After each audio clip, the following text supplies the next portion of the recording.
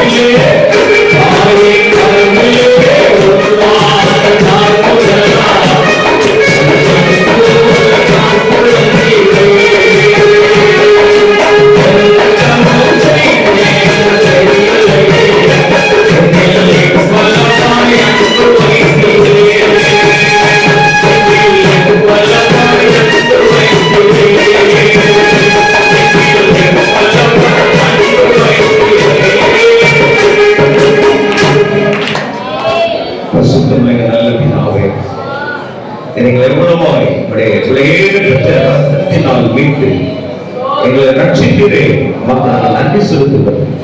இப்பொழுது பேசும் நாங்கள் எல்லாரும் கேட்கிறோம். இயேசு கிறிஸ்துவின் நாமத்தில் ஜெபிக்கிறோம். ஜெபம் கேளும் நல்ல பிதாவே. அல்லேலூயா.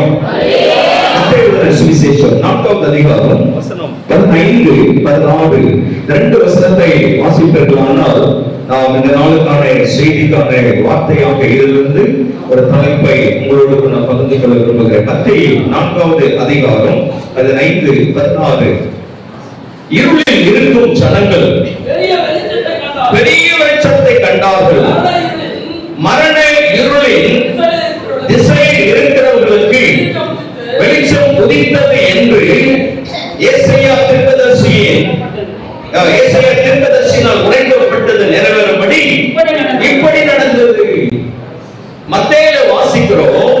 ஆனால் இது எங்கே எழுதப்பட்டிருக்கிறது என்றால் ஏசாயா தீர்க்கதரிசனத்துல, ஏசாயா தீர்க்கதரிசன புத்தகத்துல எழுதியிருக்கான். அப்ப ஏசாயா பார்க்கணும்ல. ஏசாயா எந்த இடத்துல இருக்குன்னா 9வது அதிகாரம் 2வது வசனம். ஏசாயா தீர்க்கதரிசன புத்தகத்துல அதிகாரம் 9 வசனம் 2 எடுத்து வாசிப்பீர்களானா, இருளில் நடக்கிற ஜனங்கள் பெரிய வெளிச்சத்தை கண்டார்கள். மரண இருளின் தேசத்தில் குடியிருக்கிறவர்கள் மேல் வெளிச்சம் பிரகாசித்தது. சைக்கிள் வைத்தியத்திற்கு ஸ்தோத்திரம். அல்லேலூயா. நல்ல கவனிங்க. மத்தேயுவிலும் இந்த ஏசாயாவிலும் ஒரே வார்த்தை, பெரிய வெளிச்சம். சொல்லுங்க பாப்போம்.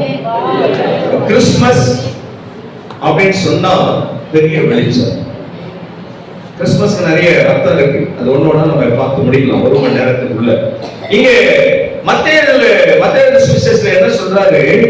இருளில் இருக்கும் ஜனங்கள் பெரிய வெளிச்சத்தை கண்டார்கள். இருளின் திசைகளிலே இருக்கிறவர்கள். அப்ப இருள் எல்லா திசையிலும் இருக்குன்னு அர்த்தம். வெளிச்சம் நல்லதா, இருள் நல்லதா? தம்பிக்கு சொல்லுங்க, எந்த பக்கத்துல சொல்லுங்க. வெளிச்சம் நல்லதா, இருள் நல்லதா? அப்படியா? இல்ல, தூங்கும் போது எல்லாரும் லைட் ஆஃப் பண்ணிட்டு தான் தூங்கணும். வெளிச்சத்துல யாரும் தூங்குறீங்களா? நான் தான் தூங்கிடுவேன். நமக்கு எங்க படுத்தாலும் தூக்கம் வந்துடும். இந்த ஊர் விட்டு ஊருக்கு போனா இல்ல, ஐயோ நான் என் கட்டில படுத்தா தான் நல்லா தூங்குவேன். அவங்க சொல்லட்டுமா, எனக்கு தரையில விட்டாலும் தூங்கிடுவேன்.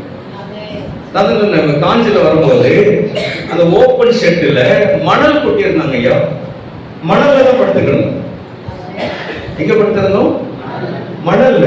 நான் அடிக்கடி யாக்கோபுக்காக கர்த்தருக்கு ஸ்தோத்திரம் சொல்லுவேன்.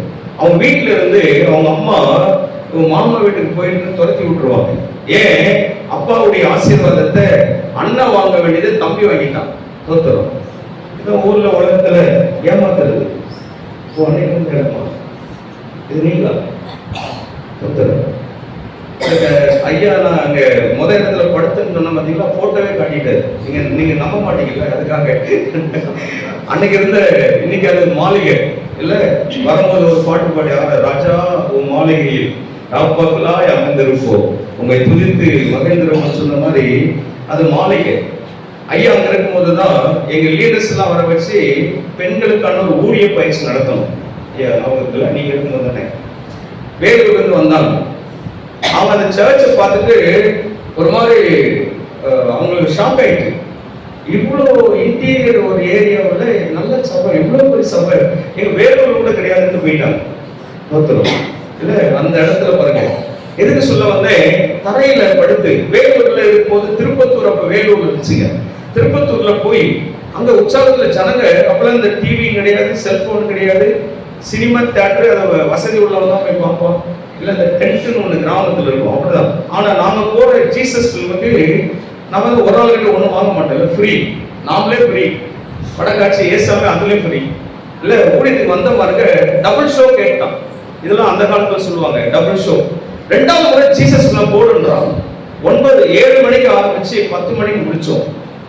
10 மணிக்கு மறுபடியும் திரும்ப ஆரம்பிச்சு அது 12 வரைக்கும் போயிட்டு முடிஞ்சு எல்லாம் அவன் வீட்டுக்கு போயிட்டான். நாங்க 3 பேர் மட்டும் நடுத்தருவிலே இருக்கோம். எங்க வீடு நம்ம எங்க போக முடியும்? திருப்பத்தூர்ல ஒரு சர்ச் மூலியமா தான் போயிருக்கிறோம். அந்த நடுக்காலத்துல இந்த காலத்துல இப்போ இருக்கிற வசதியெல்லாம் அப்ப கிடையாது. இல்ல நல்ல ரோடு கிடையாது, நல்ல லைட் வெளிச்சம் கிடையாது, ஷேர் ஆட்டோ கிடையாது. அப்போ சைக்கிள்ல தான் போயிருக்கோம் திருப்பத்தூர்ல இருந்து அந்த வில்லேஜ். அப்படி போகும்போது வழியே இல்லைங்க. என்ன பண்ண தெரியுமா, நான் இப்போ ஒரு பேக் இப்போ வச்சிருக்கேன் பார்த்தீங்களா, ஊடிக்கு போகும்போது உள்ள டவல் இருக்கும், லுங்கி இருக்கும், சோப்பு இருக்கும், பேஸ்ட் பிரஷ் எல்லாம் இருக்கும். உள்ள கட்டிக்கணும்னு வச்சிருந்த லுங்கியை தூக்கி தரையில கீழே போட்டுட்டு தோத்திரம் பண்ணி, இப்போது எங்களை விட ரொம்ப விலையேறப்பட்ட ப்ரொஜெக்டர், 1 லட்சம் ரூபாய் அந்த ப்ரொஜெக்டர், ஒரு ஸ்பீக்கர், ஒரு ஃபில்ம் பாக்ஸ், இது மூணையும் ஒரு அந்த தேங்காய் நார் கயிறு வச்சுதான் சைக்கிள் கட்டியிருப்போம். அந்த 3 பாக்ஸையும் ஒன்னா கட்டி என் கையில அந்த கயிறை சுத்தி எனக்கு தலையணையா வச்சுக்கிட்டேன். எவனாவது ப்ரொஜெக்ட் இழுத்தா சேர்த்து யாரும் இருக்கணும். நமக்கு பயம், நம்ம மேல ஒரு அடிப்பட்ட தோத்திரம் பண்ணி நம்ம காயத்தை நீக்கிடலாம். நம்மளே என்னன்னு கேட்க மாட்டாங்க, உங்ககிட்ட கொடுத்த ப்ரொஜெக்ட் எங்கன்னு தான் கேட்போம். 1 லட்சம் ரூபாய் அந்த காலத்துல எல்லாம் ரொம்பவே கஷ்டம். 95 வேலூர்ல இருந்த 94 95ல அப்ப வேலூரோட இருந்தனால திருப்பத்தூர் அந்த பக்கம் போவேன். இல்ல கடைசியில அந்த ரோட்ல தான் படுத்து கிடந்தோம். காலையில அந்த காலத்துல எல்லாம் 4:30 மணி 5 மணிக்கெல்லாம் அம்மா மாரு வாசல்ல என்ன தெளிப்பாங்க. இப்ப யாரும் தெளிக்கிறீங்க சாணி கை வச்சிருக்கோம் பாத்தீங்களா, எல்லாம் ஃபாரின் ஆயிட்டீங்க. நம்மளால கிராமமே கிடையாது. நம்மளால ஊருக்கு சிமெண்ட் ரோடு போட்டு விட்டான், சாணி தெளிக்கிற அவசியம் இல்லை. அன்னைக்கு அவன் தெளிப்பான், அது எங்க மேல பட்டு தோத்திரத்தோட நாங்க எந்திரிச்சிட்டோம். ஊர் எந்திரிச்சுதான் இல்லையப்பா, நடுத்தரில் இருந்த நாங்க எந்திரிச்சிட்டோம். தோத்திரம் இருளில் இருக்கிற ஜனங்களுக்கு அன்னைக்கு இயேசு என்கிற வெளிச்சம் கையில தட்டி இதற்கு நாம சில கிரயத்தை செலுத்த வேண்டியதாக இருக்கிறது. இப்போ உங்க தேசத்துக்கு வெளிச்சம் தேவை, இயேசு என்கிற வெளிச்சம். 1000 வாட்ஸ் பல்பு இல்ல இந்த இதுக்கு. இப்போ இன்னொரு கேளுங்களேன், இப்ப எரியுற இந்த டியூப் லைட் எல்லாம் இப்ப எல்லாமே எல்இடின்னு சொல்றாங்க. என்ன லைட் அது தெரியுமா உங்களுக்கு? இதுக்கு வந்து மணிக்கணக்கு தான் இதுக்கு வேல்யூ. இதுக்கு மதிப்பு என்ன தெரியுமா? ஒரு 30 மணி நேரம் எரியும். ஒரு உதாரணத்துக்கு சொல்றேன், ஒரு 50 மணி நேரம் இதை பார்த்துட்டு இதை பார்க்க முடியல, கண் கூசுது. அதுக்கு முன்னாடி இந்த லைட்ல ஒரிஜினல் லைட். இது எல்இடின்றது ப்ரொஜெக்டர் பல்பு. இப்போ நான் அன்னைக்கு தூக்கின ப்ரொஜெக்டர் நீங்க என் பேக்ல வச்சுக்கிறேன். என் பைபிள் சைஸ் தான் இருக்கு இப்போ ப்ரொஜெக்ட். அறிவு பெரிய போச்சு, டெக்னாலஜி வளர்ந்து போச்சு. இல்ல நீங்க ப்ரொஜெக்ட் நான் வச்சிருக்கிறேன், என் பேக்ல போட்டுட்டு போறேன். மே மாசம் பண்ண சம்மர் கேம்ப் நடத்துறோம். அங்க எல்லா கிராமத்துல இன்னைக்கும் ஃபிலிம் ஷோ போடுறோம். அன்னைக்கு 1000 பேர் 500 பேர் வந்தோம். இன்னைக்கு 10-20 பேர் தான் வராங்க. அப்படியே வந்தாலும் கையில மொபைல் எடுத்து தான் வரான். நம்ம போறதையும் பார்க்கறான், அவன் மொபைல் போனையும் பார்க்கறான். இல்ல இன்னைக்கு நாலேஜ் வளர்ந்து போச்சு இல்லையா? ஆனால் அந்த காலத்துல அந்த ப்ரொஜெக்ட் இந்த பல்பு பாருங்களேன், இது கொஞ்ச நாள் தான் இந்த வெளிச்சத்துக்காக சொல்ல வந்தேன். இது பிரகாசமா எரியுது என்றால் போயிடுச்சு.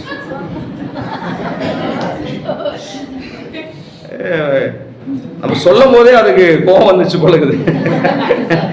இதுக்கு வேல்யூ வந்து கொஞ்ச நாள் தான். மிஞ்சி போனா நம்ம யூஸ் பண்றதை பொறுத்து 1 ஆண்டு யூஸ் ஆகும், இல்ல 1.5 ஆண்டு யூஸ் ஆகும். நான் ஒவ்வொன்றும் அப்படி கவனிப்பேன். ஏன்னா நம்ம இதை வந்து நம்மளை சொல்லிட்டு எல்லாம் மாற்ற முடியாது. அப்போல்லாம் ஃபீஸ் போகுன்னு சொல்லுவாங்க, இது ஃபீஸ் எல்லாம் போகாது. தோத்துறோம், அது முழு ஆயுளே போச்சு. குறிப்பிட்ட காலம். இந்த வெளிச்சத்தை நான் உங்களுக்கு சொல்லவில்லை. தோத்துறோம். ஏசாயா தீர்க்கதரிசி ஆண்டவர் இயேசு பிறப்பதற்கு முன்னமே வந்தவர். தோத்துறோம், நல்ல கவனிங்க. பிதாவின் காலம். எனக்கு பைபிளை வாசிக்கும் போதெல்லாம் ஏராளமா, இப்ப நம்ம இதை ஆதியாகமம் 1வது அதிகாரத்துல நீங்க எடுத்து பார்த்தீங்கன்னாக்கா முதல் வசனம் எல்லாருக்கும் மனப்பாடமா தெரியும். சொல்லுங்க, சண்டே ஸ்கூல்ல சொல்லி கொடுத்துருப்பாங்கல்ல. ஆதியிலே தேவன் வானத்தையும் பூமியையும். 2வது சொல்லுங்க, சொல்ல மாட்டீங்க. பார்த்து வாசிக்கிறீங்களா?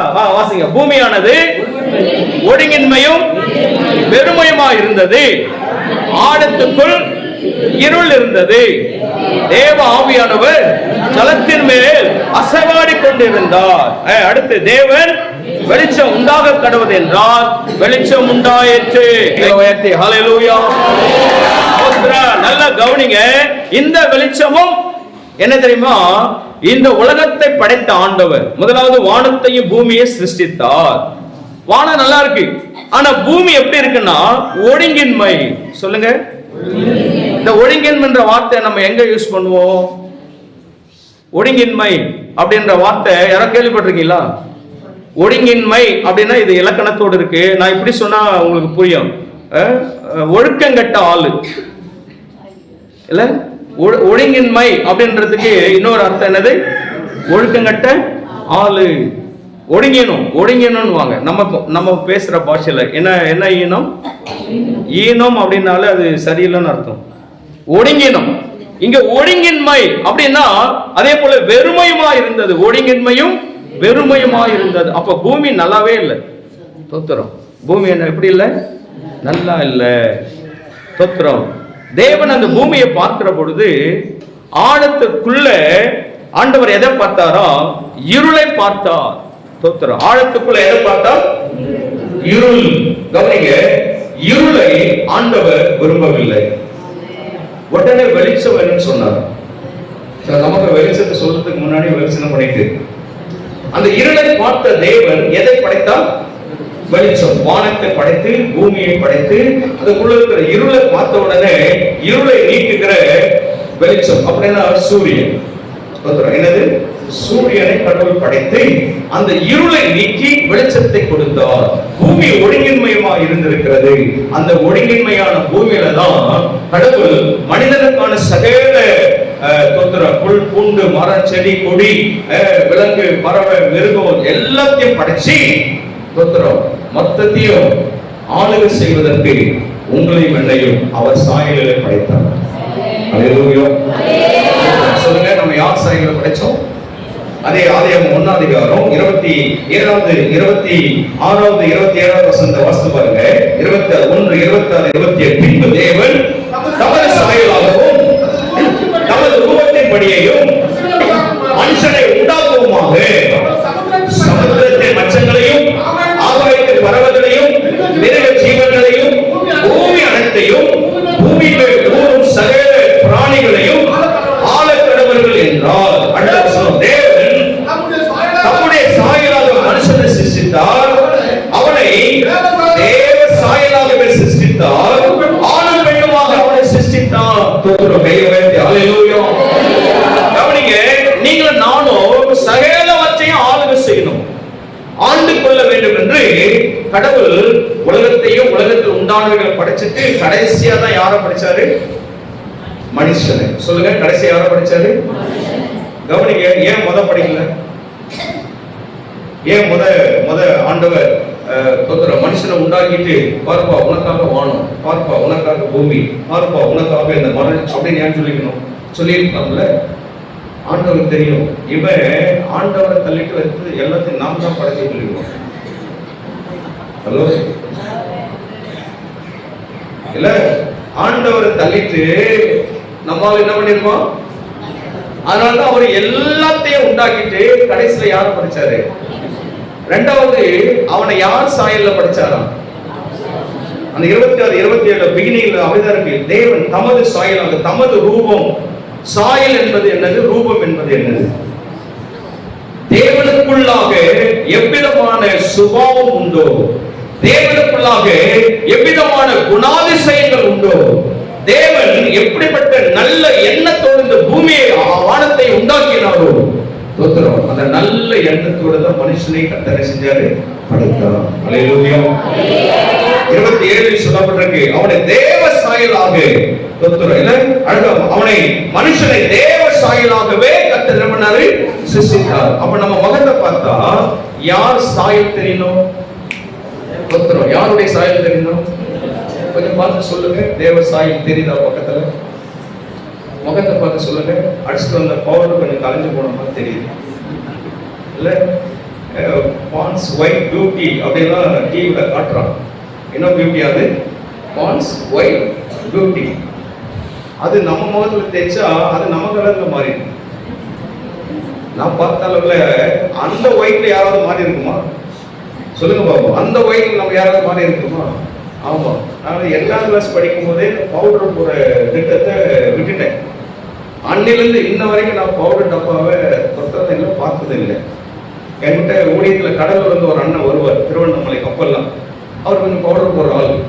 குளிச்சு ரெடியாக்கி வெளியே போகும்போது, ராபர்ட் பவுடர் கொடுங்கன்னு. ஆனால் நான் அதெல்லாம் யூஸ் பண்ணுறது இல்லைன்னு. உனக்கு சீக்கிரம் கல்யாணம் ஆகணும்னு. நீங்க எதுக்குன்னு கேட்டேன். வர ஆளு கூட வரும்போது என்னத்தை வாங்கிட்டு வருவாங்க? ஆமா, இல்ல அடுத்து வாழ்க்கை நடத்தும் போது நீ பவுடர் டப்பாவா என்ன பண்ணணுமா? வாங்கி கொடுக்கணும். சொத்தரம் நானும் இன்ன வரைக்கும் வாங்கி கொடுத்ததே இல்லை. தப்பி தவிர அவங்க எங்கன்னா போனா வாங்கினா உண்டு. தோத்திரம் இல்ல, நமக்கு சாயல், ரூபம், தேவ சாயல். தோத்திரம். உங்களுக்கு நான் சொல்லியிருப்பேன்னு சொல்லி எனக்கு தெரியல. வேலூர்ல தான் ஒரு முறை உபவாச ஜெபத்தை முடிச்சுட்டு தோத்திரம் நான் பஸ்ல ஏறி உட்கார்ந்து டயர்ல தூக்கிட்டேன். வேலூர் புது பஸ் ஸ்டாண்ட்ல இருந்து அந்த அடுக்கம்பாறை வரைக்கும் வேலூர் லோக்கல் ஏரியா, அது வரைக்கும் திருவண்ணாமலைக்கு வேலூர்ல ஏறினாலும் அதே டிக்கெட்டு தான், அடுக்கம்பாறையில் ஏறினாலும் அதே டிக்கெட்டு தான். ஸோ அவன் டிக்கெட் வாங்கிட்டான், எல்லாருக்கும் வாங்கிட்டே அப்படியே போயிட்டு இருக்கான். நான் ஏறி உட்காந்து தூங்கினேன். பார்த்தீங்களா, அந்த அடுக்கம்பாறை வந்து ஜிஹெச் இருக்கிற இடம், அந்த ஹாஸ்பிட்டல் இருக்கிற இடம், பயங்கர சவுண்டு. இந்த சவுண்டை கேட்டுட்டு எனக்கு விழிப்பு வந்து கண்ணை திறந்து பார்க்குறேன். கிட்டத்தட்ட ஒரு 10 கிலோமீட்டர் தூரம் வந்துட்டுக்கிறோம். கண்டக்டர் டிரைவர் பக்கத்தில் நிற்கிறாரு. அது வரையில அவர் பல முறை வந்து போயிருக்கிறாரு. டிக்கெட் கூப்பிட்டுக்கிறாரு. அந்த சமயம் காவலே விடல. நான் அந்த அளவுக்கு நல்லா தூங்கிட்டேன். தோத்திரம். இப்ப எனக்கு விழிப்பு வந்த உடனே ஒரு மாதிரி ஐயோ நான் டிக்கெட் வாங்கலையேன்ற ஒரு பயம் உள்ள வந்து கண்டக்டர் கூப்பிடுறதுக்காக இங்கிருந்து ஒவ்வொருத்தருக்கே சொல்றேன், சார் டிக்கெட் வாங்கல அப்படின்னு சொல்லி செய்ய காட்டுறேன். அவரு வர இருங்கன்னு சொல்லிட்டு மெதுவா வந்தார். அவர் வந்த உடனே நான் பாக்கெட்ல பைசா எடுத்து கொடுக்குறேன். எனக்கு சாரி சார், நான் வாங்க மறந்துட்டேன், எனக்கு திருவண்ணாமலைக்கு ஒரு டிக்கெட் கொடுங்க அப்படின்னு சொல்றேன். அவர் சிரிச்சுக்கிட்டே, நீ தூங்கும் போதே உங்களுக்கு நான் டிக்கெட் போட்டேன் அப்படின்னு. தோத்திரம். அல்லேலூயா. யாரும் சொல்ல மாட்டேங்கிறீங்களே டிக்கெட். சன்னையிலிருந்து எனக்கு ஒரு எண்ணம் வந்துட்டு, பஸ்ல ஏறி உட்காந்தா தூங்கிடும். ஹலோ, அப்படியா? அப்படி இல்லை, எனக்கு எதுக்கு சார் வாங்கினீங்கன்னு அவர்கிட்ட கேட்டேன். உங்களை பல முறை பஸ் ஸ்டாண்ட்ல வேலூரோ இல்லை போலூர், ஆரணி அந்த பக்கம் போறதுக்கெல்லாம் ஒரே ரூட்டு தான். ஆரணிக்கு பஸ் கிடைக்காது, போலூர்ல இறங்கி அங்கே மாறுவேன். அப்போ வேலூர் பஸ்ல தான் அடிக்கடி ஏறுவேன். எங்க பஸ்ல நீங்க நிறைய டிராவல் பண்ணிருக்கீங்க. ஏறி உட்காரும் போது பைபிளை திறந்து படிப்பீங்க. நீங்க உள்ள வரும்போது சம்டைம் போன் பேசினா நீங்க பேசுற அந்த ஸ்தோத்திரம், பிரைஸ் லார்ட் அப்படின்ற வார்த்தைகள் எல்லாம் எங்க காது கேட்கும் போது ஏதோ ஒரு நல்ல வார்த்தை கேட்கிற மாதிரி இருந்துச்சு. ஆகவே உங்களை பார்த்ததுல நல்ல டயர்ல தூங்குறீங்க. எங்க செக்கிங் நம்பரை தலையை நீட்டி யாரோ ஒரு ஆள் டிக்கெட் வாங்கலன்னு கேட்கிறவங்க நல்லா தெரியும். நானே உங்களுக்காக டிக்கெட் வாங்கிட்டேன். என்ன சொல்ல வரேன்னா, டிக்கெட் வாங்கினதுனால தேவ சாயல் அல்ல, ஆண்டவருடைய சாயலை நீங்களும் நானும் பெற்றிருந்தால் இந்த உலகத்துல தேவ கிருபையும் மனுஷனுடைய தயவுகளையும் கர்த்தர் நம்மை வளர பண்ணுகிறார். பெரிய சொத்து, பெரிய சம்பத்து, பெரிய ஒரு ஆஸ்தி என்ன தெரியுமா? தேவனுடைய சாயல். அவங்க சொல்லுங்க, இந்த தேவ சாயல் தான் ஆதாமுக்கு தேவன் தந்து ஆணும் பெண்ணுமாக ஆதாமுக்கு உள்ள இருந்து விலாயலுள்ளதான் ஏவாளை கர்த்தர் படைத்தார். இப்படி ரெண்டு பேரும் ஆண்டவர் உருவாக்கின அந்த இயற்கையான உலகத்துல உள்ள இருந்தாங்க. ஏதேன் தோட்டத்துல வாழ்ந்தாங்க. அன்னைக்கு ஏதேன் தோட்டம், இன்னைக்கு தேவ சபை. அல்லேலூயா. அன்னைக்கு அந்த ரெண்டு பேர், இன்னைக்கு 100 பேர் இங்க உட்கார்ந்துக்கிறோம். தலைங்களை தட்டி ஆண்டவருக்கு நன்றி சொல்லுங்க. அன்னைக்கு அந்த ஏதேன் தோட்டத்துல அந்த ரெண்டு பேருக்காக இன்னொன்னு சொல்லட்டுமா, ஆண்டவர் அவர்களை அந்த தோட்டத்தில் உள்ள எல்லா கனிகளையும் ஆண்டவர் சாப்பிட்டுட்டு நீங்க சந்தோஷமா இருங்க, தோட்டத்தின் மையத்தில் இருக்கிற இந்த மரத்தின் கனியை மட்டும் என்ன செய்யாதீங்க, ருசிக்காதீங்கன்னு சொன்னார். ஆமென். தோத்திரம். நல்ல கவனிங்க. இந்த தேவ பிள்ளைகள் இருவரும் தோட்டத்தில் அநேகம் இருந்தது சாப்பிடுவதற்கு, வேண்டாம் என்று சொன்னது ஒன்னே ஒன்று. தோத்திரம். சொல்லுங்க, சாப்பிடுறதுக்கு என்ன இருந்தது? அநேகம் இருந்தது. வேண்டாம்னு சொல்றது மட்டும் ஒன்று. இவங்க நல்லதான் ஆண்டவருடைய வார்த்தைப்படி உள்ள இருந்தாங்க. ஆனால் 3வது அதிகாரத்துல, ஆதியாகமம் 3வது அதிகாரத்துல முதல் வசனத்தை வாசிக்க பார்ப்போம்.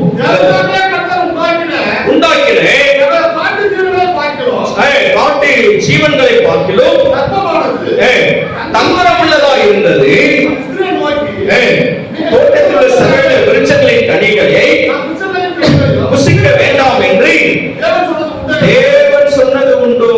பிசாசு தந்திரசாலி. கவனிங்க, பிசாசு யாரு? தந்திரசாலி. குடும்பத்துல 2 பேர் கணவன் மனைவி இருக்கும்போது 3வது ஒரு தந்திரசாலி உள்ளே வருகிறார். கவனிக்கிறீங்களா? வீட்டுக்குள்ள, குடும்பத்துக்குள்ள, ஆவிக்குரிய ஜீவியத்துக்குள்ள தந்திரசாலி என்கிறவனுக்கு இடத்தை கொடுக்கவே கூடாது.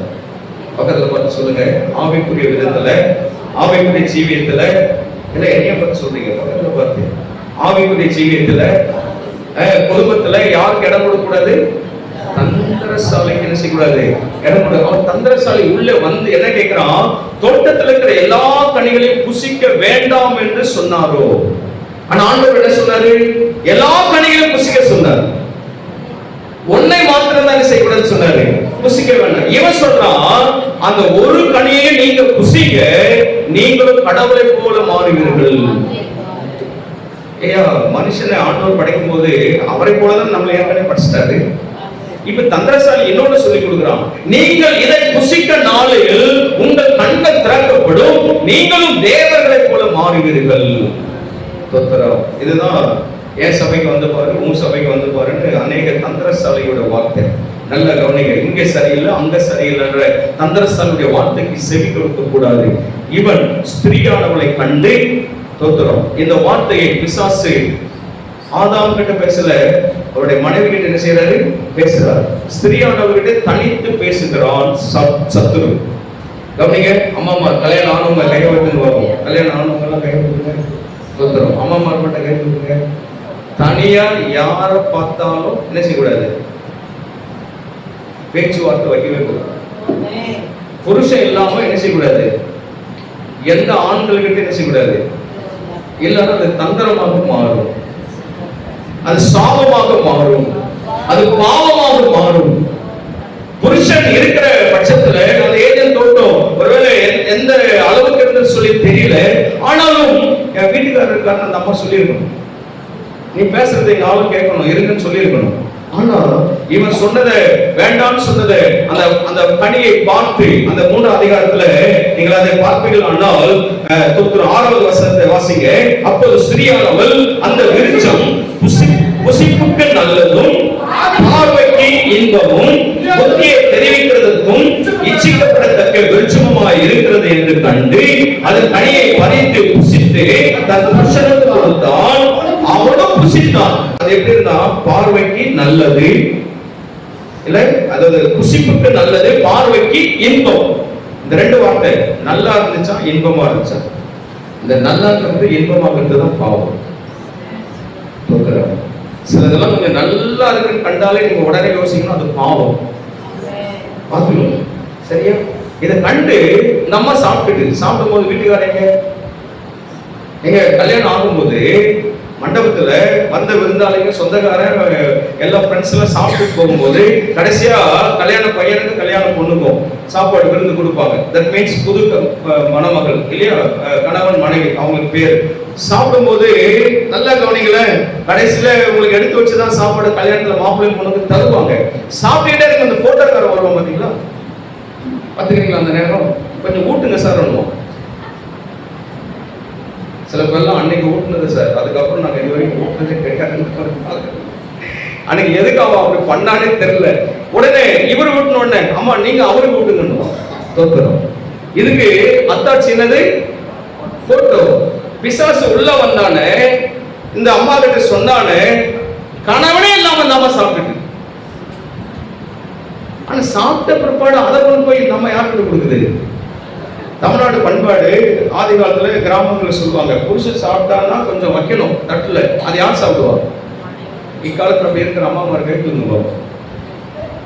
அதான் அந்த காலத்து அம்மா தான் அவங்க கை தூக்குறது. நாங்க கேட்கறது இப்ப கல்யாணம் ஆனாலும் சொல்லு பார்ப்போம், தோத்திரம் அது அப்படியே குப்பை தொட்டியில் கூட்டிடுறாங்க.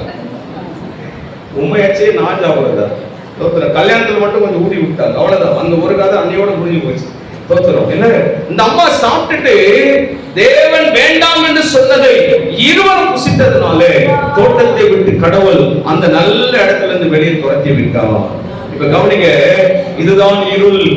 எதுக்கு இவ்வளவு தூரம் சொல்லிட்டு வந்தது தெரியுமா?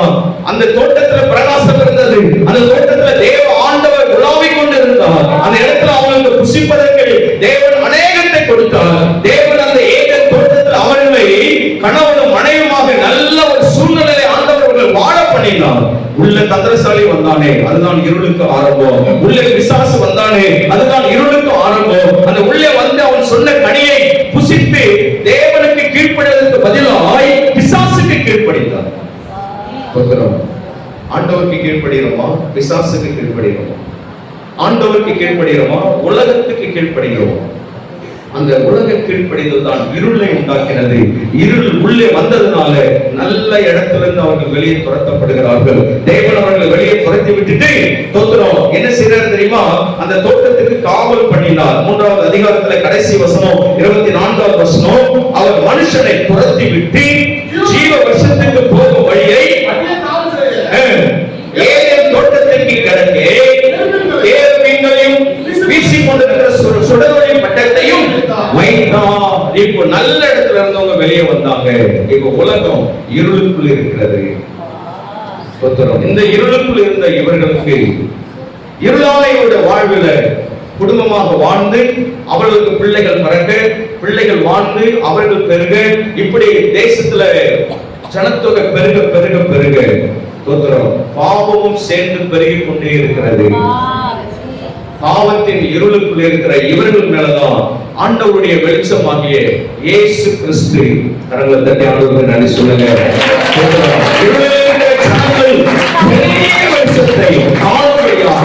அவர் இந்த பூமிக்கு வந்தார். அதுதான் மத்தேயு சுவிசேஷத்துல வாசித்தோம்.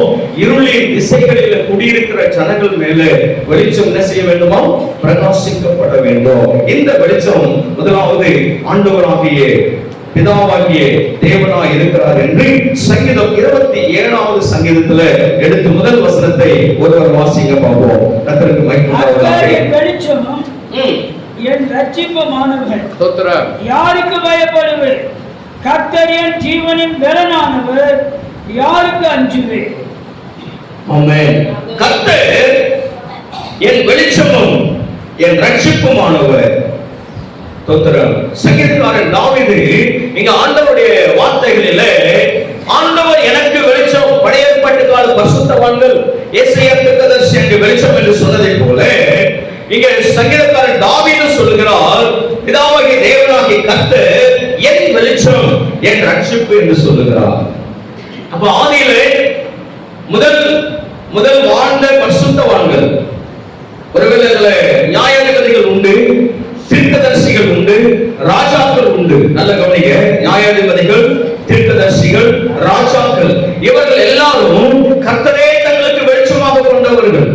கர்த்தருடைய அதுதான் சொல்லுவாங்க. தாவீது சங்கீதத்துல 119ல உம்முடைய வார்த்தை, உம்முடைய வசனம் என் பாதைக்கு வெளிச்சமும் இல்ல என் கால்களுக்கு தீபமும் என் பாதைக்கு வெளிச்சமுமா இருக்கிறது. கடவுள் அவருடைய வாழ்க்கையின் ஒவ்வொரு வழிகளுக்கும் பழைய ஏற்பாட்டு காலத்துல கர்த்தரே வெளிச்சம் என்று சொல்லுகிறார். கையை வைத்து கர்த்தரை சொல்லுகிறார். சங்கீதம் ஏசாயா 60வது அதிகாரத்தை என்னோட கூட திருப்புங்களேன். முதல் வசனத்தை வாசித்து பாருங்க. முதல் வசனத்தை வாசித்து பாருங்க. 60 முதல் வசனம், எழும்பி பிரகாசி, உன்னுடைய வந்தது, கர்த்தருடைய மகிமை உண்மை உதித்தது. கைகள் வைத்து ஆண்டவருக்கு சொல்லுகிறார். அல்லேலூயா. எழும்பி பிரகாசி, யாருக்கு ஒளி வந்தது? உன் ஒளி வந்தது. ஸ்தோத்திரம். அல்லேலூயா. தாவீதுடைய வாழ்வில் பெரிய ஒளி, இங்கே தீர்க்கதரிசிகளுடைய காலத்திலேயும் பெரிய ஒளி. சாதாரண ஒளி அல்லங்க, அது எப்படிப்பட்ட ஒளியும்? பெரிய ஒளி. அதுவே அந்த ஒளியை பெற்றவர்கள் எழுப்பி பிரகாசிக்கணும். ஸ்தோத்திரம். அல்லேலூயா. எத்தனை பேரு உங்க ஊர்ல உங்க பகுதிகளில் ஏசப்பாவுக்காக நீங்க எழுப்பி பிரகாசிக்கிறீங்க? இல்ல, எழுப்பி பிரகாசி, உன் ஒளி வந்தது. 2வது வசனத்தை வாசித்து பாருங்க. ஏசாயா 60 2வது வசனம், இதோ இருள் மூடியையும் ஆரிருள் ஜனங்களை மூடும், ஆனாலும் கர்த்தர் உதிப்பார், அவருடைய மகிமை உங்கள். நல்ல கரங்களை தட்டி கர்த்தருக்கு சொல்லுங்க. பூமி இருள் மூடும், ஆரிருள் ஜனங்களை மூடும், ஆனாலும் உண்மையில் கர்த்தர் உதிப்பார். அல்லேலூயா. ஒரு அற்புதமான ஆண்டவருடைய வார்த்தை பாருங்களேன். உண்மையில் கர்த்தர் உதிப்பார். ஆரம்ப காலங்கள்ல அநேக கூடுகை நடத்தும் போதெல்லாம், மீட்டிங்ஸ் நடத்தும் போதெல்லாம் டீ டைம் வரும்போது டீ கொடுக்கணும், மதியானம் லஞ்ச் டைம் வரும்போது லஞ்ச் கொடுக்கணும். சமைக்கிறதுக்கெல்லாம் வாய்ப்புகள் இல்லாத நேரங்கள்ல ஹோட்டல்ல தான் ஆர்டர் பண்ணி கொடுப்போம். அப்படி ஒரு திருவண்ணாமலை நீங்க பாத்தீங்கன்னா நிறைய இந்துஸ் தான் ஹோட்டல். இப்பதான் கொஞ்சம் முஸ்லிம்ஸ் வந்திருக்கிறாங்க. இப்ப நான் போய் அபிராமின்னு ஒரு ஹோட்டல் இருந்துச்சுங்க, பஸ் ஸ்டாண்ட் ஆப்போசிட்ல, அங்கதான் எல்லாத்தையும் கொடுப்பேன். ஒரு முறை ஆர்டர் கொடுத்தேன், அடுத்து அங்கேயே அதே ஹோட்டல் ஆர்டர் கொடுப்பேன். ஸோ கொடுக்க போகும்போதெல்லாம் கடைசியில அந்த ஓனர் ஒவ்வொரு முறையும் பார்ப்பாரு, தோத்துறோம். பார்த்துட்டு இருக்கும் போதெல்லாம் ஆர்டர் கொடுக்க போனோம்னாக்கா, சார் காஃபி சாப்பிடுங்க சார், டீ சாப்பிடுங்க சார் அப்படின்னு சொல்லுவார். தோத்துறோம். இண்டிபெண்டன்ட் தான். ஆனால் சாப்பிட்டுட்டு வரும்போது ஏன்னா ஹோட்டல்ல அது பெரிய இடத்துல ஃபர்ஸ்ட் அண்ட் ஆப்போசிட் உடனே பில்லு தந்துருவான் சப்ளை பண்ணவே. அவன் என்ன பண்ணிட்டான், போய் பில்லு கொண்டாண்டான். தோத்துறோம். அவனுக்கு தெரியாது. அவனுக்கு தெரிஞ்சது கொடுத்தா சப்ளை பண்ணா அந்த என்ன கொடுத்தா அதுக்கான பில் என்ன செய்யணும், கொடுக்கணும். அந்த ஓனர் பார்த்துட்டு அவர்கிட்ட போய் பில்லு கொடுத்துட்டாரு, வாங்க அந்த பில்லை கொண்டா அப்படி இறட்டுங்க. அப்பெல்லாம் அந்த பில்லு மேல ஒரு நம்பர் இருக்கும். இவங்க 1ல இருந்து 100 நம்பர் போட்டு அந்த பிசினஸ் படி அவங்க டிக் பண்ணி அந்த ரேட்டுக்கு என்னவோ அந்த அமௌண்ட் எவ்வளவு வந்துச்சுன்னு பார்ப்பாங்க. தோத்துறோம். அவன் கொண்டு வந்தது அவரால் தாங்கவே முடியல. ஏன் அப்படின்னா இவர் ஃபாதரா நிறைய கூட்டத்துக்கு நம்ம கிட்ட தான் என்ன பண்றாரு, சாப்பாடு வாங்குறாரு. அன்னிலிருந்து அவர் எனக்கு ஒரு வார்த்தை சொன்னார், சார் இனி நீங்க இங்க வரும்போதெல்லாம் வந்து ஃப்ரீயா சாப்பிட்டு போயிட்டே இருக்கலான்ட்டு.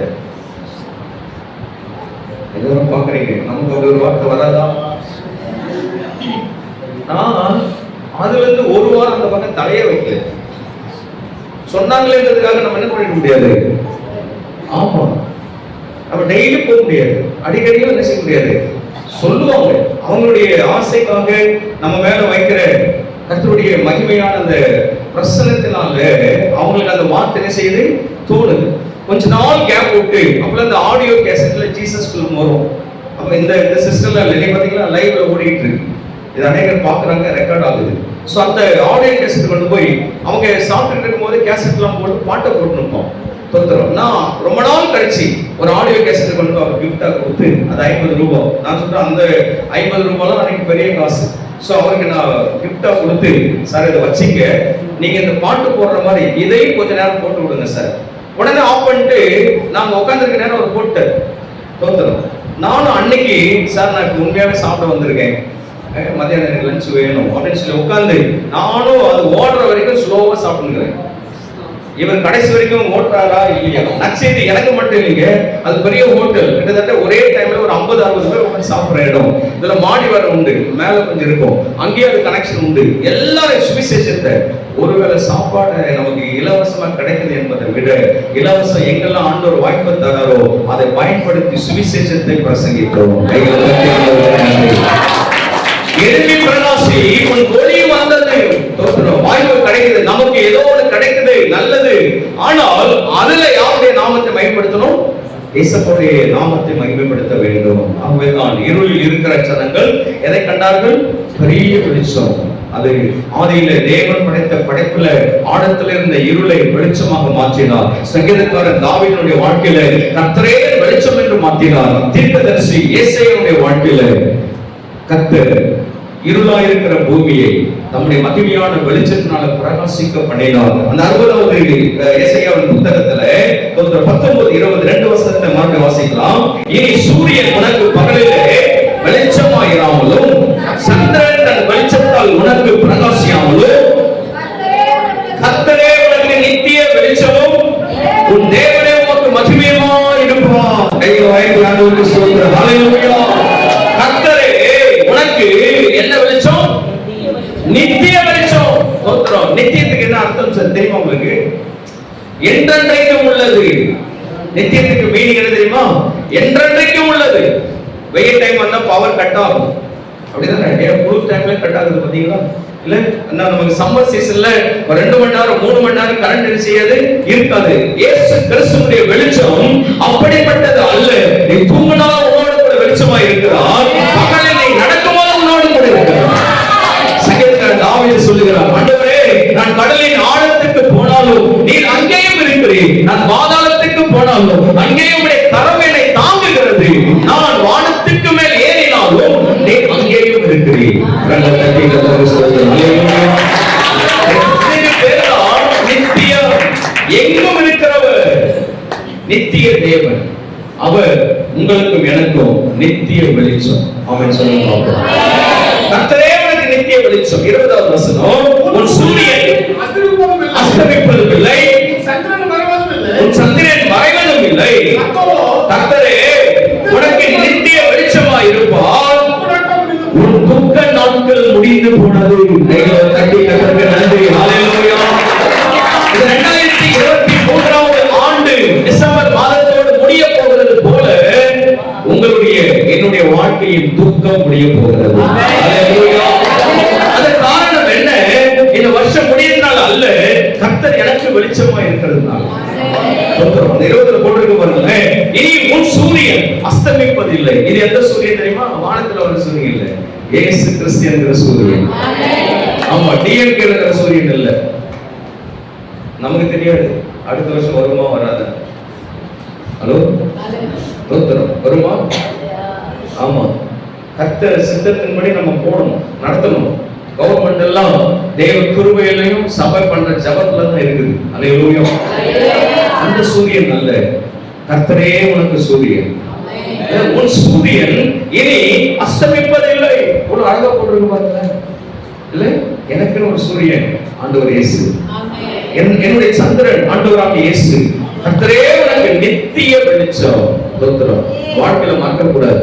எப்போ வந்து போற கிறிஸ்துமஸ் ஆனா வந்து போற வெளிச்சம் அல்ல, என் வாழ்வில் ஒவ்வொரு பகுதியிலும் இருக்கிற நித்திய வெளிச்சம். பிதாவாகிய தேவன் அவன் ஆதியில் வெளிச்சமா இருந்தார். பிதாவாகிய தேவன் தாவீதுக்கு வெளிச்சமா இருந்தார். பிதாவாகிய தேவன் தீர்க்கதரிசியுடைய காலத்தில் வெளிச்சமா இருந்தார். அதே 60வது சூத்திரம் அதிகாரம் ஏசாயா புத்தகத்துல 3வது வசனத்தை வாசிங்க. வெளிச்சத்திற்கு ஜாதிகளும் உதிக்கிறவன் ஒளிவிடத்துக்கு ராஜாக்களும், உதிக்கிறவன் ஒளிவிடத்து ராஜாக்களும் நடந்து வருவார்கள். இது எப்ப நடக்கும்? உதிக்கிற வெளிச்சத்திற்கு, உன் வெளிச்சத்திடத்துல, உன் வெளிச்சத்துக்கு ஜாதிகளும், உதிக்கிறவன் ஒளிவிடத்திற்கு ராஜாக்களும் என்ன செய்யணுமா? நல்ல கவனிங்க. வெளிச்சம் இருக்கிற இடத்துல தான் தேடுவோம். வெளிச்சம் தான் தேட முடியும். ரட்சிப்பு என்கிற வெளிச்சம், அபிஷேகம் என்கிற ஒரு வெளிச்சம், தேவ கிருபை என்கிற வெளிச்சம், வார்த்தை என்கிற வெளிச்சம். நல்ல சத்தமா தான் ஆமென் சொல்லுங்களேன். ஜெபம் என்கிற வெளிச்சம் உங்களுக்குள்ள எனக்குள்ள எவ்வளவு நிறைவா இருக்கிறதோ நம்மளை தேடி அநேகர் வருவாங்க. செல்போன் இல்லாத காலத்துல நான் ஆரம்ப காலத்துல ஊழியத்துக்கு வரும்போது இந்த தாமரை நகர் ஒரு இடம் இதுல திருவண்ணாமலையில் ஹவுசிங் போர்ட், அங்கதான் ஒரு வீட்டுல குடியிருந்தேன். 6 மாசம் இருக்கும்போது 300 ரூபாய் வாடகை. அது உள்ள 5 ப்ரொஜெக்டர் 4 ஃபீல்டுல இருக்குது, 1 மட்டும் அந்த ரூம்ல இருக்கு. நான் ஊழியத்துக்கு போயிட்டு வரும்போது அங்கதான் தங்கியிருப்பேன். தோத்திரம். ஆனா ஒரு முறை என்ன ஆயிடுச்சுன்னா, அந்த ஹவுஸ் ஓனரே எனக்கு தெரியாது. பக்கத்து வீட்டுக்காரங்க தான் அதுக்கு பொறுப்பு. கவனிங்க, அந்த பக்கத்து வீட்டுக்காரங்க தான் அட்வான்ஸ் வாடகை என்கிட்ட வாங்குவாங்க. அது ஓனருக்கு போய் சேருமா சேராதோ எனக்கு தெரியாது. ஆனா ஹவுசிங் போர்டு சார்ந்ததுனால அந்த வீட்டாரு லோன் எடுத்துதான் அந்த வீட்டை, அதாவது லோன் மூலியமா தான் அந்த வீட்டை சொந்தமாக்கி இருக்காங்க. சோ மாதந்தோறும் லோன் கட்டணும், 1000 500. அப்ப அந்த ஹவுஸ் ஓனர் சொல்லியிருக்காரு, பக்கத்து வீட்டுக்காரு இன்சார்ஜ் இருக்கிற அவர்கிட்ட, வாடகை விட்டீங்கன்னா அந்த பணத்தை வாங்கி நீங்க யார்கிட்ட கட்டுங்க, ஹவுசிங் போர்டு கவர்மெண்ட் டிபார்ட்மெண்ட்ல கட்டுங்க. இது எனக்கே சொல்லியிருந்தா கூட நான் மாசந்தோறும் கட்டியிருப்பேன். இது பக்கத்து வீட்டுக்காரு வாங்கினாரு, என்ன பண்ணாரு எனக்கு தெரியாது. ஒரு நாள் செய்யாறு ஊழியத்துக்கு போயிட்டு நான் வரேன். நான் வந்து அப்பல இருக்கிற லைட் தெரியுமா, அந்த குண்டு பல்புன்னு ஒன்று எரியுமே தெரியுமா உங்களுக்கு? இப்ப இருக்கா நம்ம ஊர்ல? இப்ப இருக்கா? இருக்கா? நான் பாத்தீங்களான்னு கேட்கல, யூஸ் பண்றோமா? அதை சொல்லுங்க. இப்ப யாருமே அந்த எல்லாமே இந்த லைட்டு தான், அந்த பல்பு தான். அதுல ரொம்ப கூர்ந்து பார்த்தா தான் அந்த வெளிச்சத்துல கொஞ்சமா தெரியும். நான் போய் பார்க்கறேன், நான் பூட்டின பூட்டுக்கு மேல இன்னொரு பூட்டு இருக்கு. நான் பூட்டின பூட்டே அதுக்கு போதும், இது இன்னொரு பூட்டு அவ்வளவு பாதுகாப்பு. பேங்க் லாக்கர் அது தொத்தரை இல்லைன்னா நம்ம மார்வாடி கிடையாது, பெரிய உள்ள பெரிய லாக்கர்லாம் உள்ள வச்சிருக்கிறது. இது யாரா 2வது பூட்டு நமக்காக பூட்டிக்கிறான. கிட்ட போய் பார்த்தா ஒரு நோட்டீஸ் ஒட்டி இருக்கு, இந்த வீடு அரசாங்கத்துக்கு கட்ட வேண்டிய மாதாந்திர அந்த தொகையை கட்டாதனால சீல் வைக்கப்பட்டது. தோத்திரம். இப்ப நான் எங்க போறது? நான் வந்த புதுசு, ஆரம்ப காலத்துல எப்படி நிறைய பழக்கப்பட்ட ஊழியக்காரர்கள் தெரியாது. தோத்திரம். அன்னைக்கு என்ன செய்யறது, திரும்ப பஸ் ஸ்டாண்ட்லயே போய் 3 நாள் பஸ் ஸ்டாண்ட்லயே இருக்கு. தோத்திரம். எங்க இருக்கிறேன் எல்லாம் அப்படி பாக்குறீங்க. தூக்கம் வருமா பஸ் ஸ்டாண்ட்ல? ஒரே ட்ரெஸ் தான். நான் சொல்லுங்க, டவல் இருக்கு, சோப்பு இருக்கு, பிரஷ் இருக்கும். டெய்லி கார்பரேஷன் தண்ணி வரும், அதுல பிரஷ் பண்ணிட்டு முகம் மட்டும் கழுவிக்கலாம். ஆனா அந்த ட்ரெஸ்ல அப்படியே இருக்கிறேன். அந்த பஸ் ஸ்டாண்ட்ல சங்கராபுரம், கள்ளக்குறிச்சிக்கு முன்னாடி இருக்கிற ஒரு ஏரியா சங்கராபுரம். அது எனக்கு மாவட்டம் கிடையாது, திருவண்ணாமலை மாவட்டம் கிடையாது, அது விழுப்புரம் மாவட்டம். அப்போ அதுல ஒரு பாஸ்டர் ஜேம்ஸ்னு ஒரு பாஸ்டர் என்னை பார்த்துட்டு அப்படியே சுத்தி சுத்தி பாக்குறாரு. நீங்க ஊழியக்காரன்னு கேட்டாரு. அழுக்கு ட்ரெஸ்லயே நம்ம ஊழியக்காரனா தெரியுது. கண்டுபிடிச்சாரு. தோத்திரம். உதிக்கிற ஒளியிடத்துக்கு ஒரு ராஜாவாண்டு தள்ளி விட்டு இருக்கிறார். ஊழியக்காரன் அந்த அழுக்கு ட்ரெஸ்ஸையும் பார்த்து கேட்கிறாரு. நானும் அல்லேலூயா தோத்திரம் ஐயா ஆமான்னு சொன்னேன். உங்களுக்கு ராபர்ட் தெரியுமான்னு என்கிட்ட கேட்கிறாரு. நான் எதுக்குன்னு கேட்டேன்.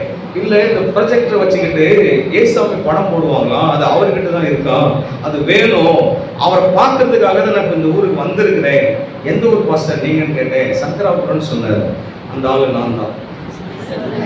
இப்போ எனக்கு உமக்கு ப்ரொஜெக்டர் கொடுக்கணும்னா எனக்கு அந்த வீடு திறக்கணும். உமக்கு நான் ப்ரொஜெக்டர் கொடுத்து அனுப்பணும்னு சொன்னா எனக்கு என்ன திறக்கணும்? வீடு. சோ எல்லாத்தையும் சொன்ன பாருங்க. தோத்திரம். எனக்குள்ள இருக்கிற கஷ்டத்தை அவர்கிட்ட சொல்ல, அவர் கொண்டு போய் அப்போ பஸ் ஸ்டாண்டுக்கு கொஞ்சம் அடுத்த தெருவுல ஒரு சின்ன ஷெட்டு போட்ட ஒரு சபை, அவருக்கு தெரிஞ்ச பாஸ்டர். பஸ் ஸ்டாண்ட்ல இருந்தனா 3 நாள் கழிச்சு அந்த ஷெட்ல போறேன். அங்க போய் அவர்கிட்ட அறிமுகப்படுத்தி அங்க தங்கி ஒரு நாள் எல்லாம் ஜெபம் பண்றோம். எனக்கு இப்ப அந்த கூட்டு திறக்கணும், அடுத்த நிமிஷம் வேற வீடு கிடைக்கணும். இப்படி தர்ம சங்கடமான வீட்டுல இனி நம்ம போய் என்ன பண்ண முடியாது, இருக்க முடியாது. ஒரு நாள் 2 பேரும் சேர்ந்து தோத்திரம். எனக்காகவே அப்பெல்லாம் போன் கிடையாது, லேண்ட்லைன் வச்சிருந்தா பெரிய ஆள். அந்த காலத்துல நான் சொல்றேன் 98ல இப்படி நடந்துகிட்டே இருக்கும்போது ஜோம் பண்ணிட்டு இருக்கும்போதே அவருக்கே ஒரு ஞாபகம் வந்துச்சு. பிரதர் ஐயா, எனக்கு தெரிஞ்ச ஒரு வீடு டெடிகேஷன் இப்ப நான் வந்து போனேன். அந்த அவங்க ஏஎல்சி ஆற்காடு உத்திரன் சர்ச்சை சார்ந்தவங்க, அவங்க நேரம் போனாரு. எனக்கு ஒரு தெரிஞ்ச பாஸ், உங்க வீடு காலியா இருந்தா கொடுப்பீங்களா அப்படின்னாரு. அவர் சொன்னாரு, நீங்க சொல்றதுனால கொடுத்துறேன், இவரை தெரிந்த ஒரு ஆளு திருவண்ணாமலையில எங்களுக்கு தெரியணும்னாரு. இது ரொம்பவே கஷ்டம். நானே புதுசு, இப்ப எனக்கு தெரிஞ்ச ஒரு ஆளு, அது அவருக்கு தெரிஞ்ச ஆளு, அந்த ஹவுஸ் ஓனருக்கு தெரிஞ்ச ஆளா இருக்கணுமா? சரி வாங்க வீட்டை போய் பார்ப்போம்னு போனா, இவர் வீடு கட்டி இருக்கிற பக்கத்து வீட்டுல ஒருத்தர் என்ன பார்த்து பிரைஸ் லாடுங்க ஆண்டுவாரு. இப்போ ஹவுஸ் ஓனருக்கு நான் சொல்லி தெரிய தேவையில்ல, ஆட்டோமேட்டிக் சார் உங்களுக்கே ஒருத்தர் தெரியுது என்ன ஒருத்தருக்கு சாவி என்ன சாவி உடனே அவர் உடனே கையில கொத்தா சாவி கொடுத்தாரு. அந்த வீடை கட்டி புதுசா பிரதிஷ்டை பண்ணியிருக்காங்க. இந்த ஒத்த வீட்டுக்கு பதிலா 3 பெட்ரூம், ஒரு ஹாலு, ஒரு கிச்சனு, ஒரு டைனிங் ஹாலு. கல்யாணம் ஆகாது எனக்கு அப்போ, இப்ப பார்க்காதீங்க அந்த மாதிரி. அந்த நேரத்துல நமக்கு 3 பெட்ரூம், பெரிய ஹாலு, இதுல பாதி இருக்கும், ஒரு 50-60 பேர் உட்கார்ந்து அதுல ஒரு சப்பர் நடத்தலாம். சமையலே தெரியாத நமக்கு சூப்பரான ஒரு கிச்சன், எல்லாமே ஆண்டவர் அங்க வச்சிருந்தாருங்க. அந்த இடத்துக்கு வந்து அதுக்கப்புறம் அந்த வீட்டுல இருக்கிற எல்லா திங்ஸும் 2 ஆட்டோல தூக்கணும். அவ்வளவுதான் நமக்கு அப்போ ஆண்டவர் கொடுத்த ஒரு ஆசீர்வாதம். 2 ஆட்டோல ஹவுசிங் போர்ட்ல இருந்து பஸ் ஸ்டாண்ட் ரயில்வே ஸ்டேஷன் பக்கத்துல பல்லவன் நகர், அந்த புது வீட்டுல தான் 18 வருஷம் இருக்கும். ஒளியிடத்திற்கு ராஜாக்களும் நீங்க பெருசு பெருசா நினைக்கூடாது. ராஜாக்களும் நாங்களே, ஆசாரியர்களும் இந்த பாட்டுக்கு சொந்தக்காரங்க நீங்களும் நானும் தான். ஆண்டவர் ஊழியக்காரர்களை அனுப்பி தேவனுடைய வெளிச்சத்தை, இருளில் இருக்கிற ஜனங்கள் பெரிய வெளிச்சத்தை காணும்படியாக ஆண்டவர் தன்னுடைய ஊழியத்தை நிறைவேற்றினார். கடவுளை தட்டி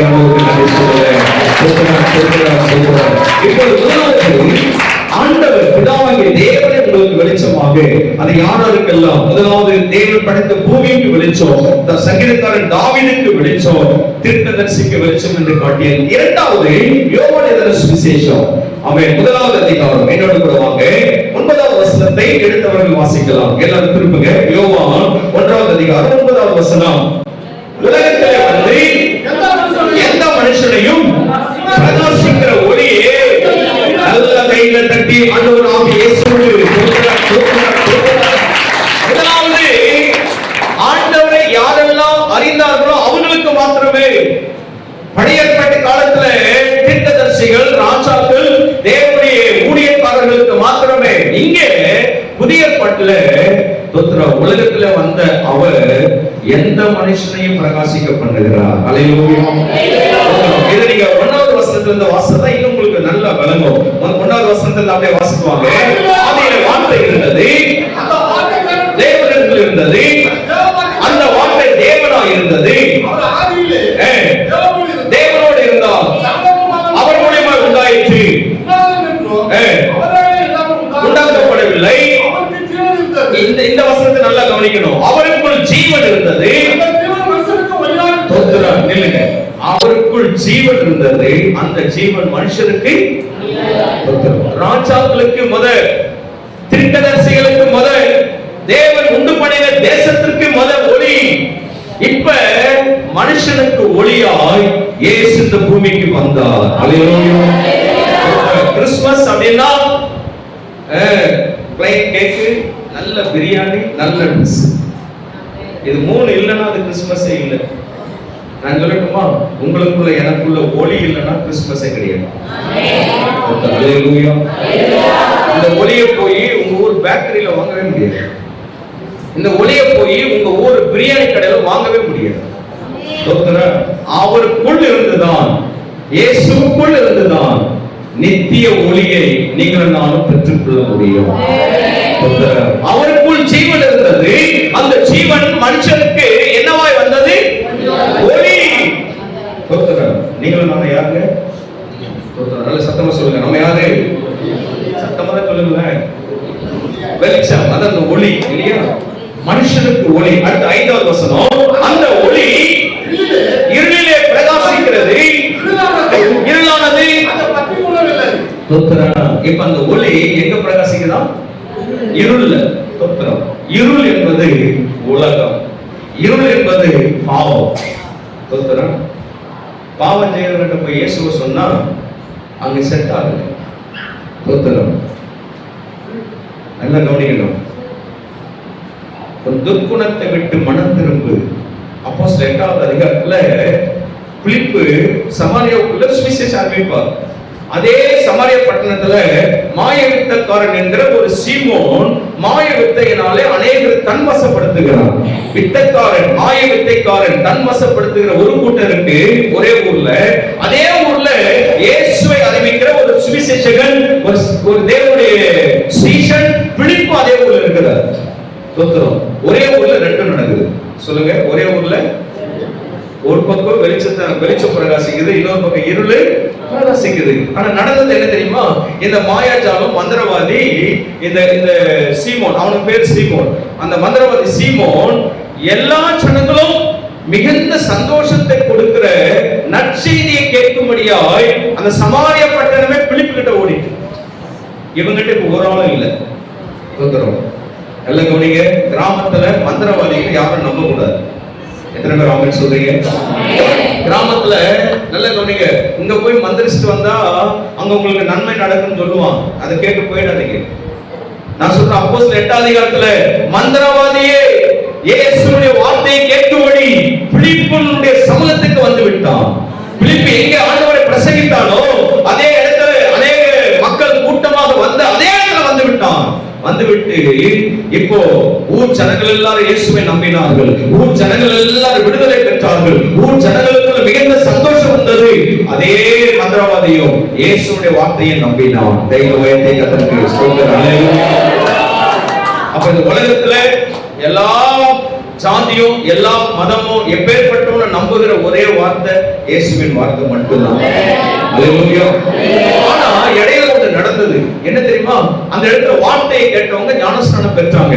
ஞானஸ்நானம் எடுக்கும் போது அந்த பிலிப்பு சமாரியாவுல இவ்வளவு பெரிய எழுப்புதலை கொடுத்துட்டு போயிட்டாருன்னு பேதுரு யோவான கேள்விப்பட்டு ஆண்டவருடைய அபிஷேகத்தை, ஆண்டவருடைய மகிமையான அந்த அபிஷேகத்தை கொடுக்கும்படி அந்த ஊருக்கு திரும்ப வரும்போது அதே ஊர்ல மனம் திருமண மாய வித்தைக்காரன் அந்த சீமோன் இருக்கிறான். ஜனங்கள் மேல பேதுரு யோவான கையை வச்சா எல்லாருமே ஆவியானவர் இறங்குறாரு, அபிஷேகம் இறங்குகிறது. இவன் மட்டும் அங்க போல. முதல் வசனத்தை விசுவாசம், 2வது ஞானஸ்நானத்தை எடுத்துட்டான்.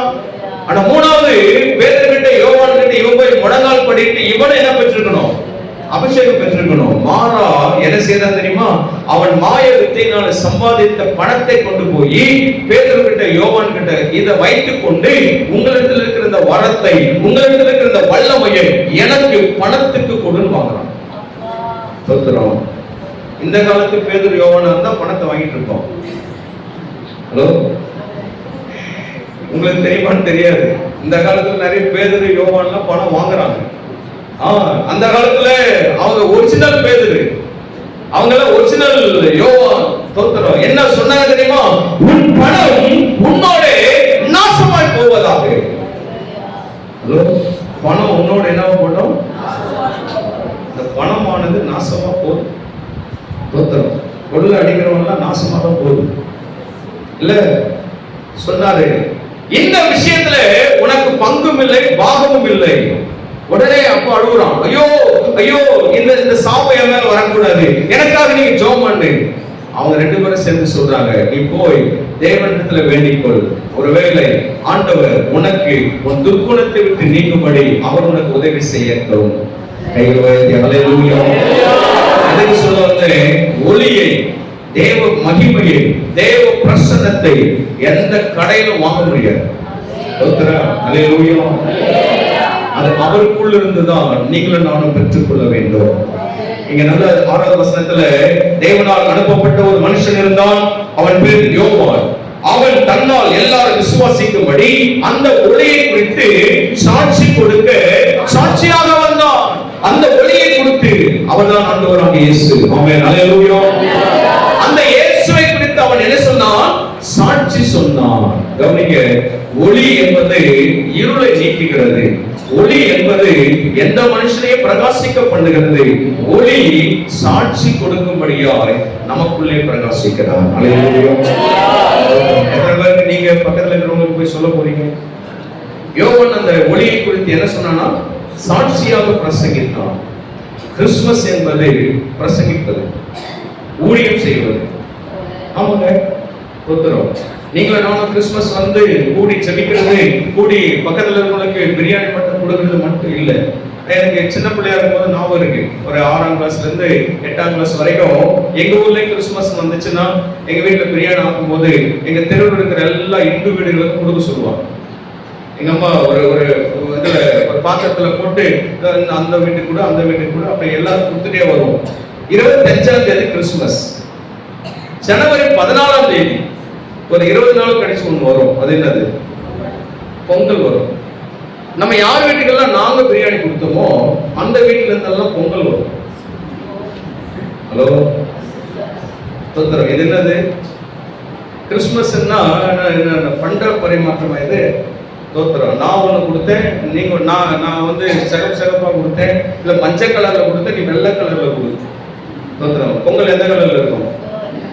ஆமா, நாம பிரியாணி கொடுத்துட்டு அவங்க நமக்கு என்ன கொடுக்குறாங்க? அப்போ நமக்கு பயங்கர பக்தி, தொடக்கூடாது. நல்ல வேலை அன்னைக்கு எங்க வீட்டுல ஒரு 2-3 மாடு இருந்துச்சு. வாங்கி அவங்க கொடுக்கறதெல்லாம் வாங்கிக்கிட்டு அப்படி போன உடனே தொட்டியில கவுத்துரும். கவுத்துரும் இல்லையா? ஆமா, பொங்கல் மாட்டுக்கும் பொங்கல் வர நம்ம ஊர்ல வச்சிருக்காங்கல்ல. முதல் பொங்கல் மனுஷனுக்கு, 2வது பொங்கல் மாட்டுக்கு இல்ல, தோத்துரும். அதெல்லாம் ஏதோ பயிர் வகைகளை, கால்நடைகளை கடவுள் நமக்கு அன்னைக்கு ஈசாக்கு காலத்துல ஆசீர்வாதித்து கொடுத்தார். மனுஷனுக்கு அது உணவு, தோத்துரும். ஆனா அது தெய்வமாக மாற்றி விட்டார் இல்லையா? இது கிறிஸ்துமஸ் அல்ல. இயேசுவை கொடுப்பதுதான் கிறிஸ்துமஸ். அல்லேலூயா. பிரியாணி கொடுங்க வேணாம்னு சொல்லல, கேக் கொடுங்க வேணாம்னு சொல்லல, நல்லது. அது ஒரு பகுதி. ஆனால் எதன் அடையாளத்துல பிரியாணி கொடுக்கிறோம்? எந்த அடையாளத்தினால கேக் கொடுக்கிறோம்? இயேசு பிறந்தால் அது உங்களுக்கும் ஒளியாக. அல்லேலூயா. நீங்க பார்க்கிற எந்த மனுஷனையும் உலகத்துல வந்து எந்த மனுஷனை பிரகாசிக்க பண்ணுகிற மெய்யான ஒளி. 14வது வசனம், யோவான் 1:14 வாசிங்க. அந்த வார்த்தை மாம்சமாகி குருவினாலும் சத்தியத்தினாலும் நிறைந்தவராய் நமக்குள்ளே வாசம் பண்ணினார். நல்ல கை உயர்த்தி ஆமென், அல்லேலூயா. நல்ல அந்த ஒளி நமக்குள் வரணும். மாத்திரமல்ல, கிருபையினாலும் சத்தியத்தினாலும் நிறைந்தவராய் அவர் நமக்குள்ளே என்ன செய்கிறாராம்? வாசம் பண்ணுகிறார். முதலாவது கிறிஸ்துமஸ் நமக்கு ஒளி, நமக்குள் வாசம் பண்ணுகிறார். அதை பிறருக்கு பிரசங்கிக்க வேண்டும். கர்த்தரே வெளிச்சம், இப்ப இயேசு கிறிஸ்து வெளிச்சம். அந்த இயேசு கிறிஸ்து உலகத்துல வந்து எந்த மனுஷனையும் என்ன செய்யறாருன்னா பிரகாசிக்கப்படுகிறார். 3வது ஒன்றை சொல்லி நான் ஜெபித்து நிறைவு செய்ய விரும்புகிறேன். என்னோட கூட மத்தேயு சுவிசேஷம் 5ஆம் அதிகாரம் வசனம் 14, 15, 16 3 வசனத்தை வாசிக்க வேண்டும். வாசிக்க எல்லாரும் எடுத்துட்டீங்களா? மத்தேயு 5 வசனம் 14, 15, 16. நீங்கள் உலகத்துக்கு வெளிச்சமா இருக்கிறீர்கள். நல்ல கவனிங்க, நீங்க உலகத்துக்கு வெளிச்சமா இருக்கிறீங்க. மலை மேல் இருக்கிற பட்டணம் மறைந்திருக்க மாட்டாது. 15 விளக்கை கொளுத்தி மரத்தாலால் மூடி வைக்காமல் விளக்கு தண்ணீர் மேல் வைப்பார்கள். அப்பொழுது அது வீட்டில் உள்ள யாவருக்கு வெளிச்சம் கொடுக்கும். இவ்விதமாய் மனுஷர் உங்கள் நற்கிரிகளை, நல்ல கவனிங்க, இவ்விதமாய் மனுஷர்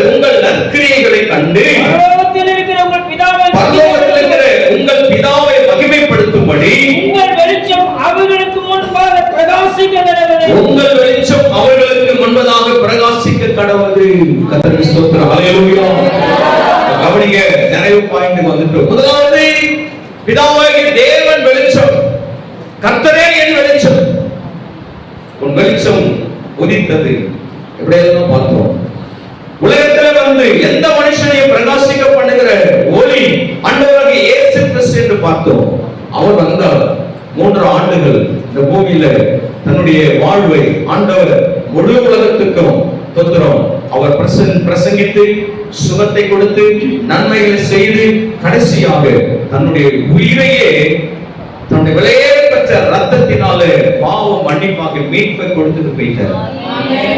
2 வெளிச்சத்தை நான் சொல்லிட்டேன். 3வது வெளிச்சம் யார் தெரியுமா?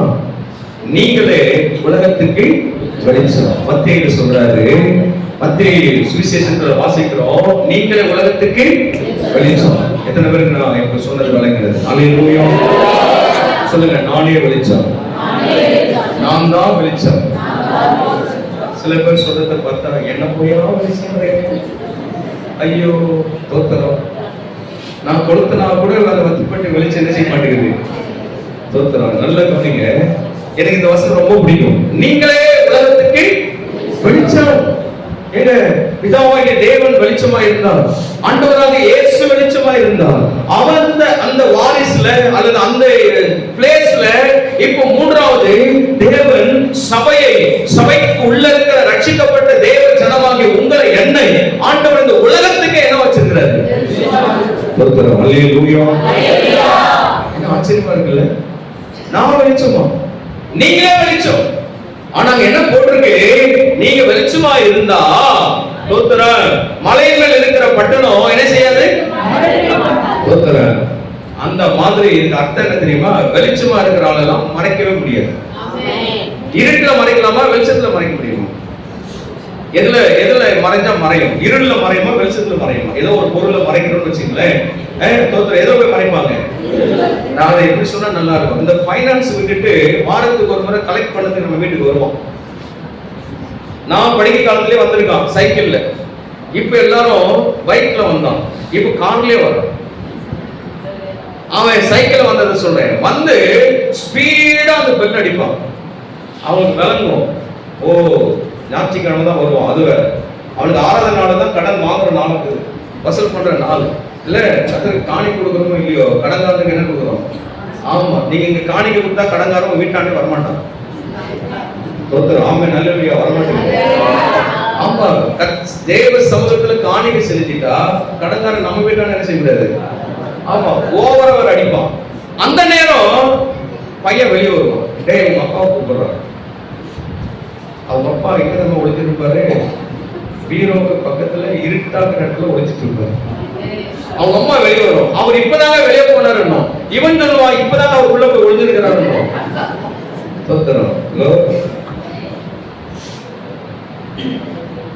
நம்ம பிள்ளைகளே காட்டி கொடுத்துறோம். பிள்ளைகள் எல்லாம் போய் சொல்லாதுன்னு சொல்லுவாங்க. பிள்ளைகளை பார்த்து என்ன சொல்லுவாங்க? என்ன சொல்லுவாங்க? நாமளும் ஏசப்பாவுக்கு யாரு? பிள்ளைகள். ஆனா ஏசப்பா பிள்ளைங்க மட்டும் போய் சொல்லலாமா? சொல்லுங்க, பிள்ளைகள் போய் சொல்லாது. அப்ப ஏசப்பா பிள்ளைங்க. ஆமா, இந்த ஒளிக்கிறது வேலைக்கு ஆகாது. மலைக்கு மேல இருக்கிறதெல்லாம் வெளியரங்கமா தெரிகிறது எப்படியோ, வெளிச்சமா இருக்கிறவர்கள் வெளியே தெரிந்தே தீருவார்கள். ஆமா, கர்த்தருக்கு மகிமை. இந்த இடத்துல இந்த வசனம் சொல்லுது, விளக்கை கொளுத்தி யாரும் மூடி வைக்க மாட்டாங்க, அது விளக்கு தண்டுக்கு மேலதான் வைப்பாங்க. அந்த காலத்துல எல்லாம் விளக்குன்னு ஒண்ணு இருக்கும் இல்ல, இந்த காலத்துல சுவிட்ச் தான் அப்படி போடுறோம், எரியுது.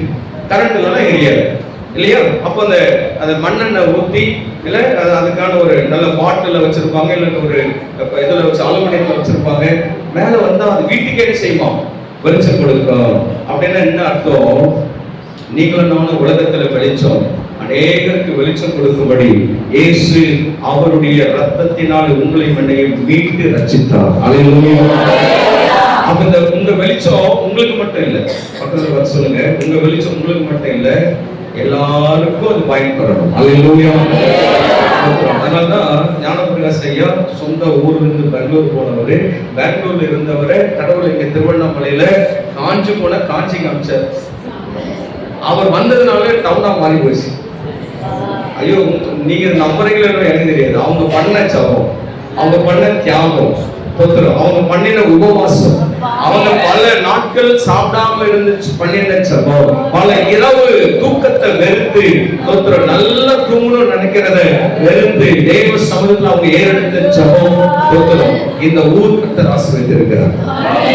நீங்க சத்தமா சொன்னாலும் சரி, கம்மியா சொன்னாலும் சரி, பரலோகத்துல அவர் பேர் எழுதி வச்சிருக்கு. காஞ்சிக்கு இவர் தாங்க கவுன்சிலர். நீங்க யாரும் ஓட்டு எல்லாம் போட்டு வராங்க, அவங்களாம் கவுன்சிலர் 5 வருஷத்துக்கு தான். இவர் வருஷ கணக்குக்கு இவர் தான்.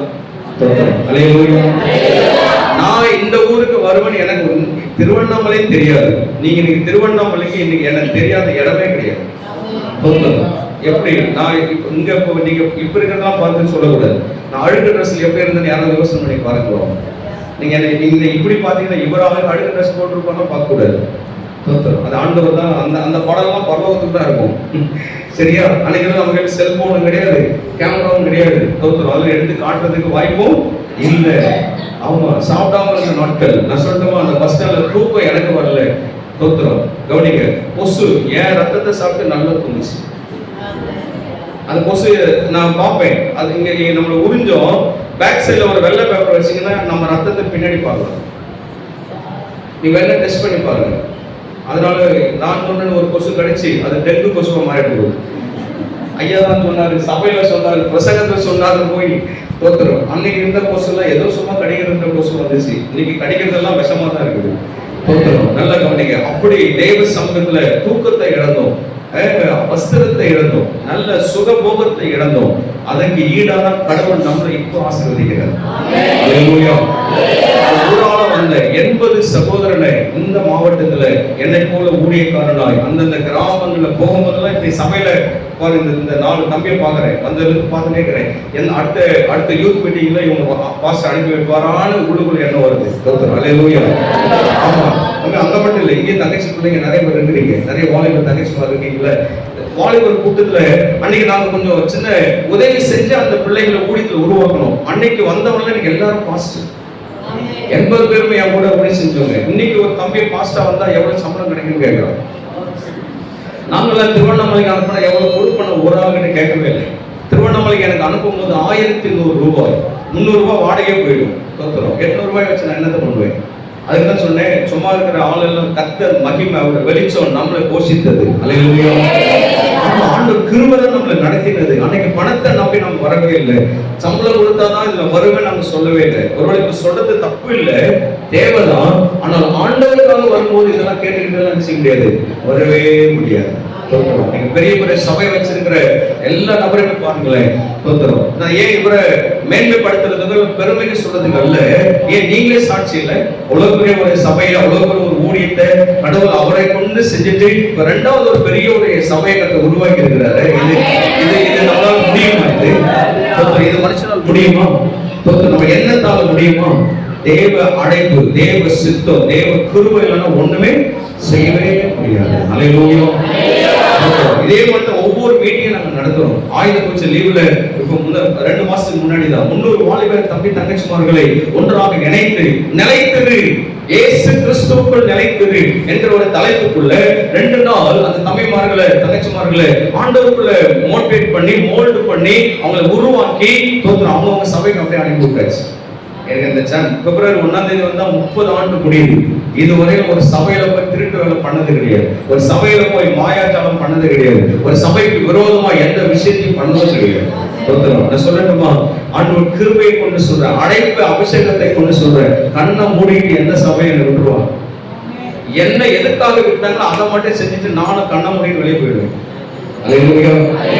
நமக்கு என்ன அழைப்பு, நமக்கு என்ன கிருபை தேவன் தந்தாரோ அதுதான் செய்யணும். அவன் சொல்றேன். உங்க பாஸ்டருக்கு ஒரு பெரிய அடையாளம், நீங்களும் நானும் இந்த உலகத்துக்கு வெளிச்சமாய் இருக்கணும். கடைசியா 16வது வசனம், இவ்விதமாய் மனுஷர் உங்கள் நற்கிரியைகளை கண்டு, மனுஷர் உங்கள் நற்கிரியைகளை கண்டு பரலோகத்தில் இருக்கிற உங்கள் பிதாவை மகிமைப்படுத்தும்படி உங்கள் வெளிச்சம் அவர்களுக்கு முன்பதாக பிரகாசிக்கிறது. இந்த வசனத்துல 2 இருக்குதுங்க. உங்களுடைய நற்கிரியைகளை யார் காண வேண்டும்? மனுஷ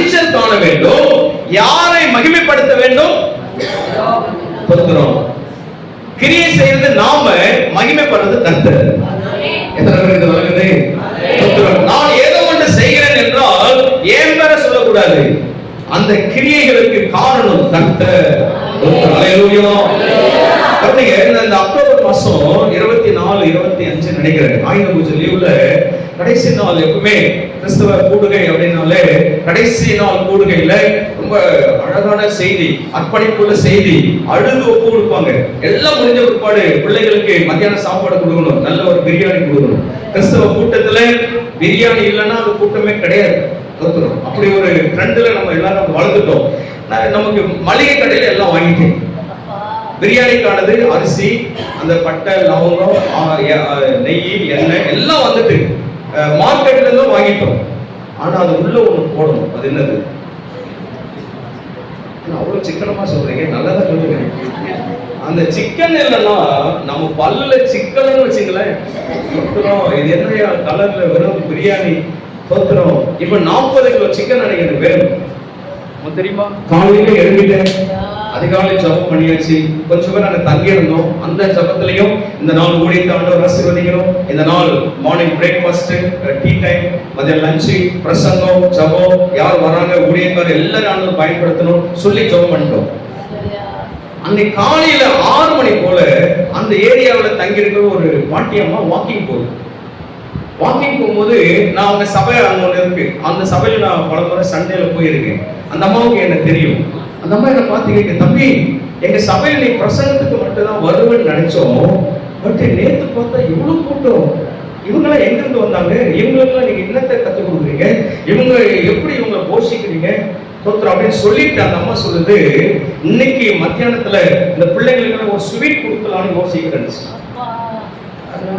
அம்மா யோசிக்கிறது ரொம்ப சந்தோஷம். மத்தியானம் பிரியாணிக்கு எங்களுக்கு ஒரு 40 கிலோ கறி வேணும். ஸ்வீட்டுக்கு முன்னாடி கறி வந்தா தான், கறி சீனிக்கிறதுக்கு தான் ஸ்வீட் வேணும். அதனால முதல் தேவை என்னது? கறி. அப்படின்னு சொன்னோடனே நம்ம சொன்னாங்க, தம்பி நீ எதுக்காவது யூஸ் பண்ணிக்க. நான் இந்த கூடுகையை பார்த்ததுல இருந்து நீ வெறும் பிரசங்கியான மட்டும் இல்ல, இவ்வளவு பிள்ளைகளை உருவாக்கி அனுப்புகிற உன்னதமான தேவனுடைய உருவாக்குற ஒரு பணியை செய்கிறேன் என்பதை நான் கண்டு நான் இந்த காணிக்கை கொடுக்க வந்தது. எனக்கு பயங்கர ஷாக்கு. இந்த அம்மாக்கு யார் போய் சொன்னது? பரலோகத்தில் இருக்கிற தேவன் மகிமைப்படும்படி நம்ம வெளிச்சம் அவர்களுக்கு முன்பதாக என்ன செய்யணும்? பிரகாசிக்க வேண்டும். இது ஆரம்பம். இப்ப ஆனா 40 கிலோ கறிக்கு எனக்கு 8000 ரூபாய் வேணும். இந்த அம்மா கொண்டாந்து கொடுத்தது 8000 ரூபாய் இருந்தா ஒரே தோத்திரம் தான். ஆனா அந்த கொடுத்தது பார்த்தா 3000. இன்னும் தோத்திரம் பெருகுது. தோத்திரத்தை நம்ம விட்டுன்னு வச்சுக்கல. அதனாலதான் இடையில உங்களை அந்த ஆமென் சொல்லுங்க, அல்லேலூயா சொல்லுங்க. நீங்க சொல்றீங்களோ இல்லையோ, நான் சொல்லிக்கிட்டே இருக்கிறேன், அது எனக்கு பெருக்கும். பெருக்கணும்னு உடம்பு நினைச்சுக்காதீங்க. தோத்திரம் அது தேவ ஆசீர்வாதத்துல நமக்கு பெருக்கும். ஆமென் சொல்லுங்க, அல்லேலூயா. அடுத்து ஒரு அண்ணா வந்தாரு. தோத்திரம், என்ன பிரதர் இன்னைக்கு மீட்டிங் முடியும்ல? ஆமாண்ணே முடிக்கணும். மத்த என்ன சாப்பாடுனாரு? உங்களுக்கு தெரியாதா, கிறிஸ்தவத்துல முடிக்கணும்னா நம்ம பிரியாணி தானே போடணும். வெரி குட், என்ன பிரியாணின்னாரு. தோத்திரம், அண்ணா என்ன போட்டா நல்லா இருக்கு நீங்களே சொல்லுங்க. கேட்டதே தப்பா போச்சே. தோத்திரம், நமக்கு குறைஞ்ச ரேட்ல உள்ளது சிக்கன் தான். தோத்திரம் இல்லையா? அதை வாங்கினா ஒரு 40 கிலோ வாங்கணும். அப்படியா, வெரி குட் அப்படின்னு சொல்லிட்டு அவரு ஒரு 2000 ரூபாய் கொடுத்துட்டு போயிட்டாரு. 23 நடந்தது நான் சொல்றேன். கர்த்தருடைய சமூகத்துல அவருக்கான கிரியைகளை செய்வதற்கு நீங்களும் நான் ஆயத்தமா இருந்தால் போதும், அவரிடத்தில் இருக்கிற வெளிச்சத்தை நாம் பெற்று அதை பிறருக்கு பயன்படுத்தணும். தோத்திரம், அந்த வெளிச்சம் எனக்கு, என் வீட்டுக்கு, என் குடும்பத்துக்கு, என் பொண்டாட்டிக்கு, என் பிள்ளைகளுக்கு மாத்திரம் அல்ல. தோத்திரம், அது என்னை சுற்றில் இருக்கிற அநேகருக்கு. அல்லேலூயா. கடைசியில ஒரு சகோதரன் வந்தான். அவன் சொன்னான், ஆனா எங்க சிக்கன் வாங்க போறீங்க? நான் சொன்னேன், தம்பி ஒரு 5000 ரூபாய் இருக்குது, இதை குடி. 8000 ரூபாய் வேணும், மீதி 3000 ரூபாய் நான் உனக்கு அப்புறமா தரேன், போய் ஆர்டர் கொடுத்துருந்தேன். சரி நான் போனோம். போயிட்டு வீட்டுக்கு நாங்கள் ஆரம்பிச்சு அதுவும் போயிட்டு இருக்கு. 10:30 மணிக்கெல்லாம் கொண்டாந்து கொடுத்துட்டு அன்னைக்கு கொண்டாந்து கொடுத்துட்டு சைக்கிளை காட்டினான். முடிச்சு டீ பிரேக்ல அவங்ககிட்ட போய் சொன்னேன், நம்ம ஒரு 3000 ரூபாய் கொஞ்சம் ஒரு தோத்திரம் பண்ணி கடைசியில் முடியும் போது ஒரு காணிக்கை எடுத்தோம். எடுத்த காணிக்கையில ஒரு 2800 சில ரூபாய் வந்துச்சு. அதை தம்பி கிட்ட கொடுத்தேன். அவன் என்ன பண்ண தெரியுமா? அண்ணன், இத ஊழியம் செய்யற உங்களுக்கு தானே காணிக்கை வரணும், இந்த காணிக்கை நீங்களே வச்சுக்கங்க, நான் அந்த 3000 ரூபாய் கொடுத்து ஒரு கறியை வாங்கி வந்துட்டேன் அப்படின்னு. முதல் சொல்லல, கர்த்தருக்கு ஸ்தோத்திரம். எப்ப சொல்றான்? கடைசியா தான் சொல்றான். எடுத்த காலையில நாங்க குடும்பமா போயிருந்தோம் பாத்தீங்களா, என் காருக்கு டீசல் போட்டு வீட்டுக்கு வந்து சேர்த்தேன். அல்லேலூயா. நம்ப மாட்டாங்க. நம்ம ஆளுங்க வந்து நான் சொன்னேன், தரையில படுத்திருக்கேன், வாடகை சைக்கிள்ல ஓடி இருக்கு, தோத்துறோம். பைக்ல எல்லாம் நமக்கு சான்ஸே கிடையாது, எப்படி தருவாங்கன்னு. அந்த காலத்துல ஆண்டவர் அற்புதமா நடத்தினார். இந்த வாகனத்துக்கு நான் சொல்றேன், 25 ஆண்டுகள் நான் முடிக்கும் போது தோத்துறோம், தேங்க்ஸ் கிவிங் பிரேயர் வைக்க சொன்னாங்க. வச்சிருந்த எல்லாரும் என்னையே பெருமையா பேசிட்டு போயிருப்பாங்க. ஆனா வீட்டுல எல்லாரும் சேர்ந்து நாங்க குடும்பமாய் ஆண்டவருக்கு நன்றி சொன்னோம். பெரிய அளவுல நம்மை மகிமைப்படுத்த அல்ல, தேவனை மகிமைப்படுத்த ஆரம்பித்தோம். அதுலதான் கடவுள் இந்த நான் வச்சிருக்கிற கம்பெனிக்கு அந்த மேனேஜர் என்ன கூப்பிட்டு சொல்றான், சார் இப்ப ஒரு சிஸ்டம் இருக்கு சார், இப்படி எல்லாம் ஒரு சின்ன சின்ன வாய்ப்பு இருக்கு சார், நீங்க வாங்க சார், உங்களுக்கு நான் புக் பண்ணி தரேன். அந்த மோட்டிவேஷன்ல குடும்பத்தின் சார்பில் ஒரு சின்ன தொகையை கட்டிட்டு தான் இந்த வாகனத்தை எடுத்து அதை ஆண்டவர் அடைப்பதற்கு கற்று உதவி செய்கிறார். அல்லேலூயா. நீங்களும் நானும் இந்த உலகத்துக்கு யாரா வந்திருக்கிறோம்? வெளிச்சம். பிதாவின் காலம் போச்சு, இயேசு கிறிஸ்துவின் காலம் போச்சு, நம்ம காலம் பிறருக்கு ஒளியாய் வெளிச்சமாய் கிறிஸ்துமஸ் நாட்களிலே நற்கிரியைகள் மூலமாய் வெளிப்படுத்த வேண்டும். அது என்ன கிரியை? நற்கிரியைகள் மூலமாக. எல்லாரும் ஏற்பட்டிருக்கலாம். கடவுள் இன்றைக்கு நம்மோடு கூட பேசுகிற வார்த்தை, அவன் ஆண்டவரே நீர் ஆதியிலும் வெளிச்சமாய், அவன் ராஜாக்களையும் தீர்க்கதரிசிகளையும் அவன் பூமியில அவன் அந்த நாளில் இருந்த எல்லா மனிதர்களை பிரகாசிக்க பண்ணினே. இயேசுவாய் பாவம் பெருகின பொழுது உலகத்துல பாவத்தை சுமந்து இருக்கிற தேவ ஆட்டுக்குட்டியார் இயேசு இந்த உலகத்திற்கு வந்து இருளில் இருக்கிற ஜனங்கள் பெரிய வெளிச்சத்தை காணும்படி ஆண்டவரே இயேசுவை அனுப்பி தந்து அவன் எல்லாரும் விசுவாசத்தோடு கரங்களை உயர்த்தி அவர் வந்து எந்த மனுஷனையும் பிரகாசிக்க பண்ணுகிறார், எந்த மனுஷனையும் பிரகாசிக்க பண்ணுகிறார். அது யாரா இருந்தாலும் எவனா இருந்தாலும், பணக்காரரோ ஏழையோ என்று அல்ல, படித்தவர்கள் படியாதவர்கள் என்று அல்ல, எவன் இந்த பூமியில ஏற்ற தாழ்வுகளை பார்த்தவர் அல்ல. இயேசு எந்த மனுஷனையும் பிரகாசிக்க பண்ணுகிறார். கையை உயர்த்தி உங்க வீட்டுக்கு பக்கத்துல எத்தனை பேர் இன்னும் ஆண்டவர் ஏற்றுக்கொள்ளல, உங்க மனக்கண்களை கொண்டு வாங்க, பேர் சொல்லுங்க பாப்போம். ஆண்டவரே என் பக்கத்து வீட்டா ரட்சிக்கப்படட்டும், எங்க முன்னாடி இருக்கிற வீட்டா ரட்சிக்கப்படட்டும், எங்க தெருவில் இருக்கிற எல்லாரும் ரட்சிக்கப்படட்டும், எங்க சொந்தங்கள் ரட்சிக்கப்படட்டும், ஆண்டவரே எங்க நண்பர்கள் ரட்சிக்கப்படட்டும், எங்கள் கிராமங்கள் ரட்சிக்கப்படட்டும், எங்கள் ஊர் ரட்சிக்கப்படட்டும், எங்கள் புராணங்களை ரட்சிக்கப்படட்டும். இயேசுவின் நாமத்தில், இயேசுவின் நாமத்தில், இயேசுவின் நாமத்தில் இப்பொழுது ஆண்டவரே இன்றைக்கு ஒரு பெரிய ரட்சிப்பு, ஒரு ஒளி, ஒரு பெரிய ஒளி, இயேசுவை அறிகிற ஒளி, இயேசுவை அறிகிற ஒளி எங்கள் தேசத்திலே வருவதாக.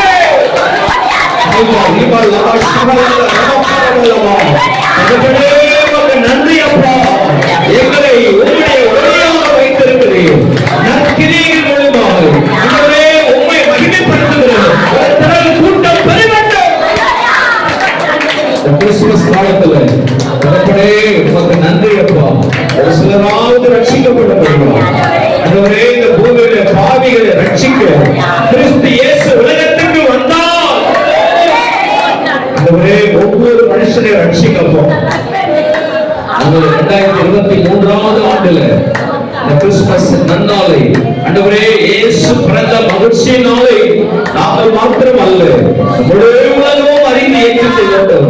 இந்த வருகைக்குள்ளாக ஆண்டவரே வருகைக்குள்ளாக சபை நிரம்பட்ட மாட்டுகிறேன், சபை நிரம்பி வழியட்ட மாட்டுகிறேன், ஊழியர்கள் பெருகட்ட மாட்டுகிறேன்.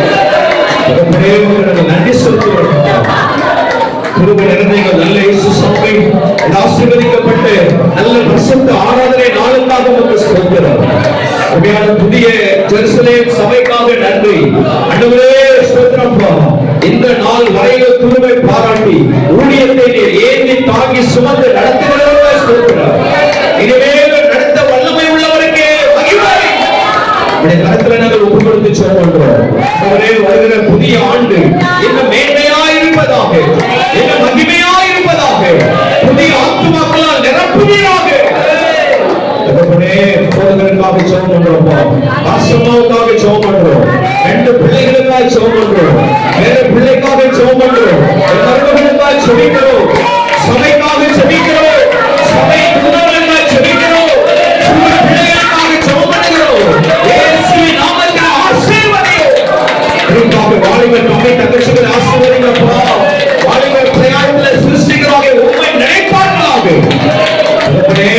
சாபத்திற்கு நீங்களாக்கி ரட்சிப்பீராக. குடும்பம் சமாதானமும் பெருகுவதாக. முதியவர்களுக்காக நாம் சொல்கின்றோம். வயது முதிர்ந்தவர்களுக்கு பலன் உண்டாவதாக. வயது முதிர்ந்தவர்களுக்கு ஆரோக்கியம் பெறுவதாக. சுகவீனமா இருக்கிறவர்கள் சுகம் பெறுவார்களாக. இயேசுவின் நாமத்தில் எல்லாருக்கும் ஆமென். கர்த்தருடைய ஆமென் ஆசீர்வாதம் உண்டாவதாக. நன்றி அப்பா. நம்முடைய ஆராதனைகளை ஸ்தோத்திரம். எங்களுடைய கிருபையை கொண்டு பயன்படுத்தினதற்கு ஸ்தோத்திரம். தொடர்ந்து பரிசுத்த கரத்திலே ஆண்டவரே கரத்திலே அர்ப்பணித்து ஜெபம் பண்ணுகிறோம். உமக்கு எல்லா துதியும் எல்லா கனமும் எல்லா மகிமையும் உண்டாவதாக. எங்கள் அருமை ரட்சகருமாய் இருக்கிற இயேசு கிறிஸ்துவின் விலையேற பெற்ற வல்லமையுள்ள நாமத்தில் ஜெபிக்கிறோம். ஜெபம் கேளும் எங்கள் ஜீவனுள்ள நல்ல பிதாவே. ஆமென்.